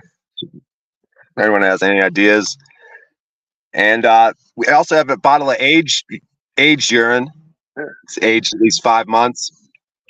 And this is topical use. You could use it on your face. It's good for acne. Use it on your feet. It's foot soaks. Use it in your hair. It's wonderful for anything. It just will smell like urine, though. It is has an ammonia, like very intense urine piss smell. But, figure out a way to not reek like piss. It's good for you. You'll look good. You might reek like piss, but you'll look good. If you just figure out a medium zone there, I think it'll work out. So doesn't work like that, dummy. Go to OsheaBeverages.com, and if you use the promo code Pineal's a little fucking rodent. Come on, man. We can do this, dude. I don't know. Nah, you got to shorten you got to shorten the promo code. We've had this issue with you before. You can set the promo code, but you got to make sure that it's like 3 to 4 words maximum, because then it starts to get, you want to bring in 6, 7, 8 words, a whole sentence. Just keep it to maybe 2 to 4 words at max. All right. So try that promo code again. Yeah. So if you go to OsheaBeverages.com and use the promo code Pineal, Applebee's best server, you'll get 20% off. Thank you. All right, that'll work. It's kind of long there. It's going to be hard for them to. He's got ADD. These people, they're always typing and looking and double screening. But Applebee's a bit much. But okay, I'll accept that. It's technically 4 words. All right, give me the final word here. Let's wrap up. Well, it's been an honor, a privilege, and nice chatting with you, boys. Nice chatting with you. Yeah, thanks a lot. Fuck, I'm gonna go do what I do, work and fucking whatever the fuck. All right, I'm out of here. Bye, guys. All right, Brian O'Shea. Anyone believe he's actually going to do anything? Absolutely. Go ahead. Final word. No. Yeah, good hanging with you, boys. Keep it going. Keep it on the tracks, and we'll talk to you later. Thank you, sir.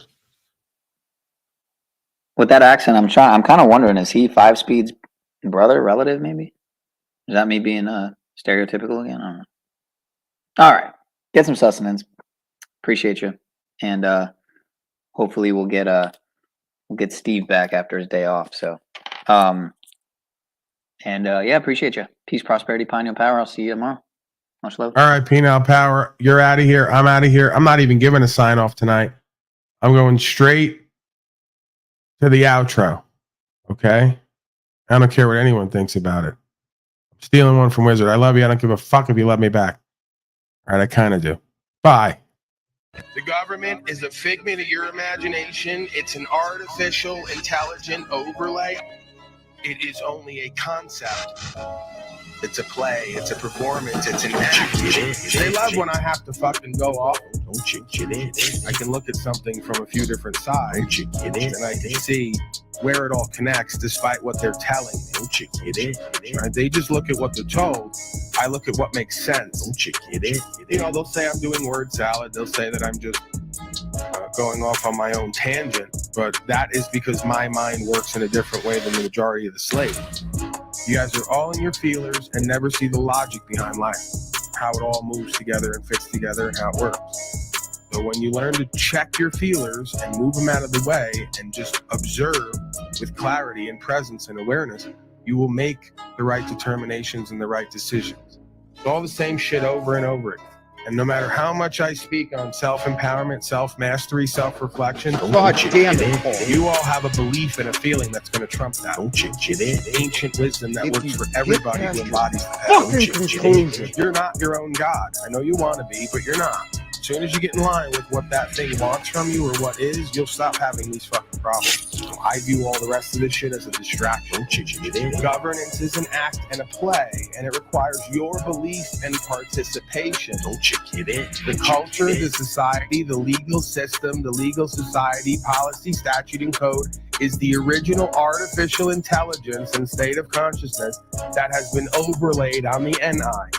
And that's why you have domesticated slaves and you have uncivilized men like myself. You don't want to accept that there's an objective morality that exists in this realm that every man and woman can comprehend using objective logic. It's not about wanting the fame and the riches. It's about being good at what you do, being recognized for it, and then when you get to the dance, telling all the people to suck your dick in public and leave because you never wanted to bond with them anyway.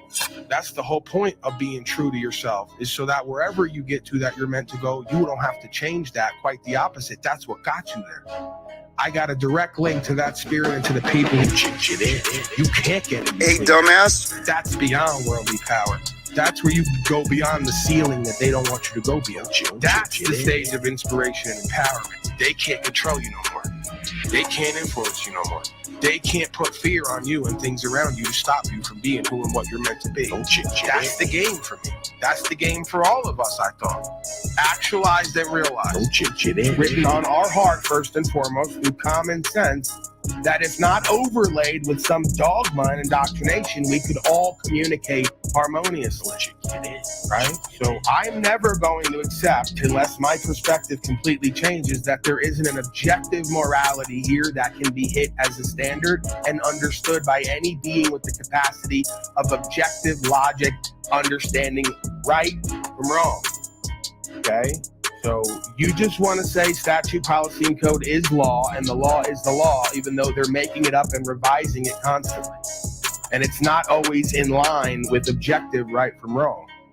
So you're completely misunderstood. You guys talk from feelers. You don't know what the fuck you're talking about. Your etymology is never sound because you don't care to look into the words and terms. This should not be that difficult.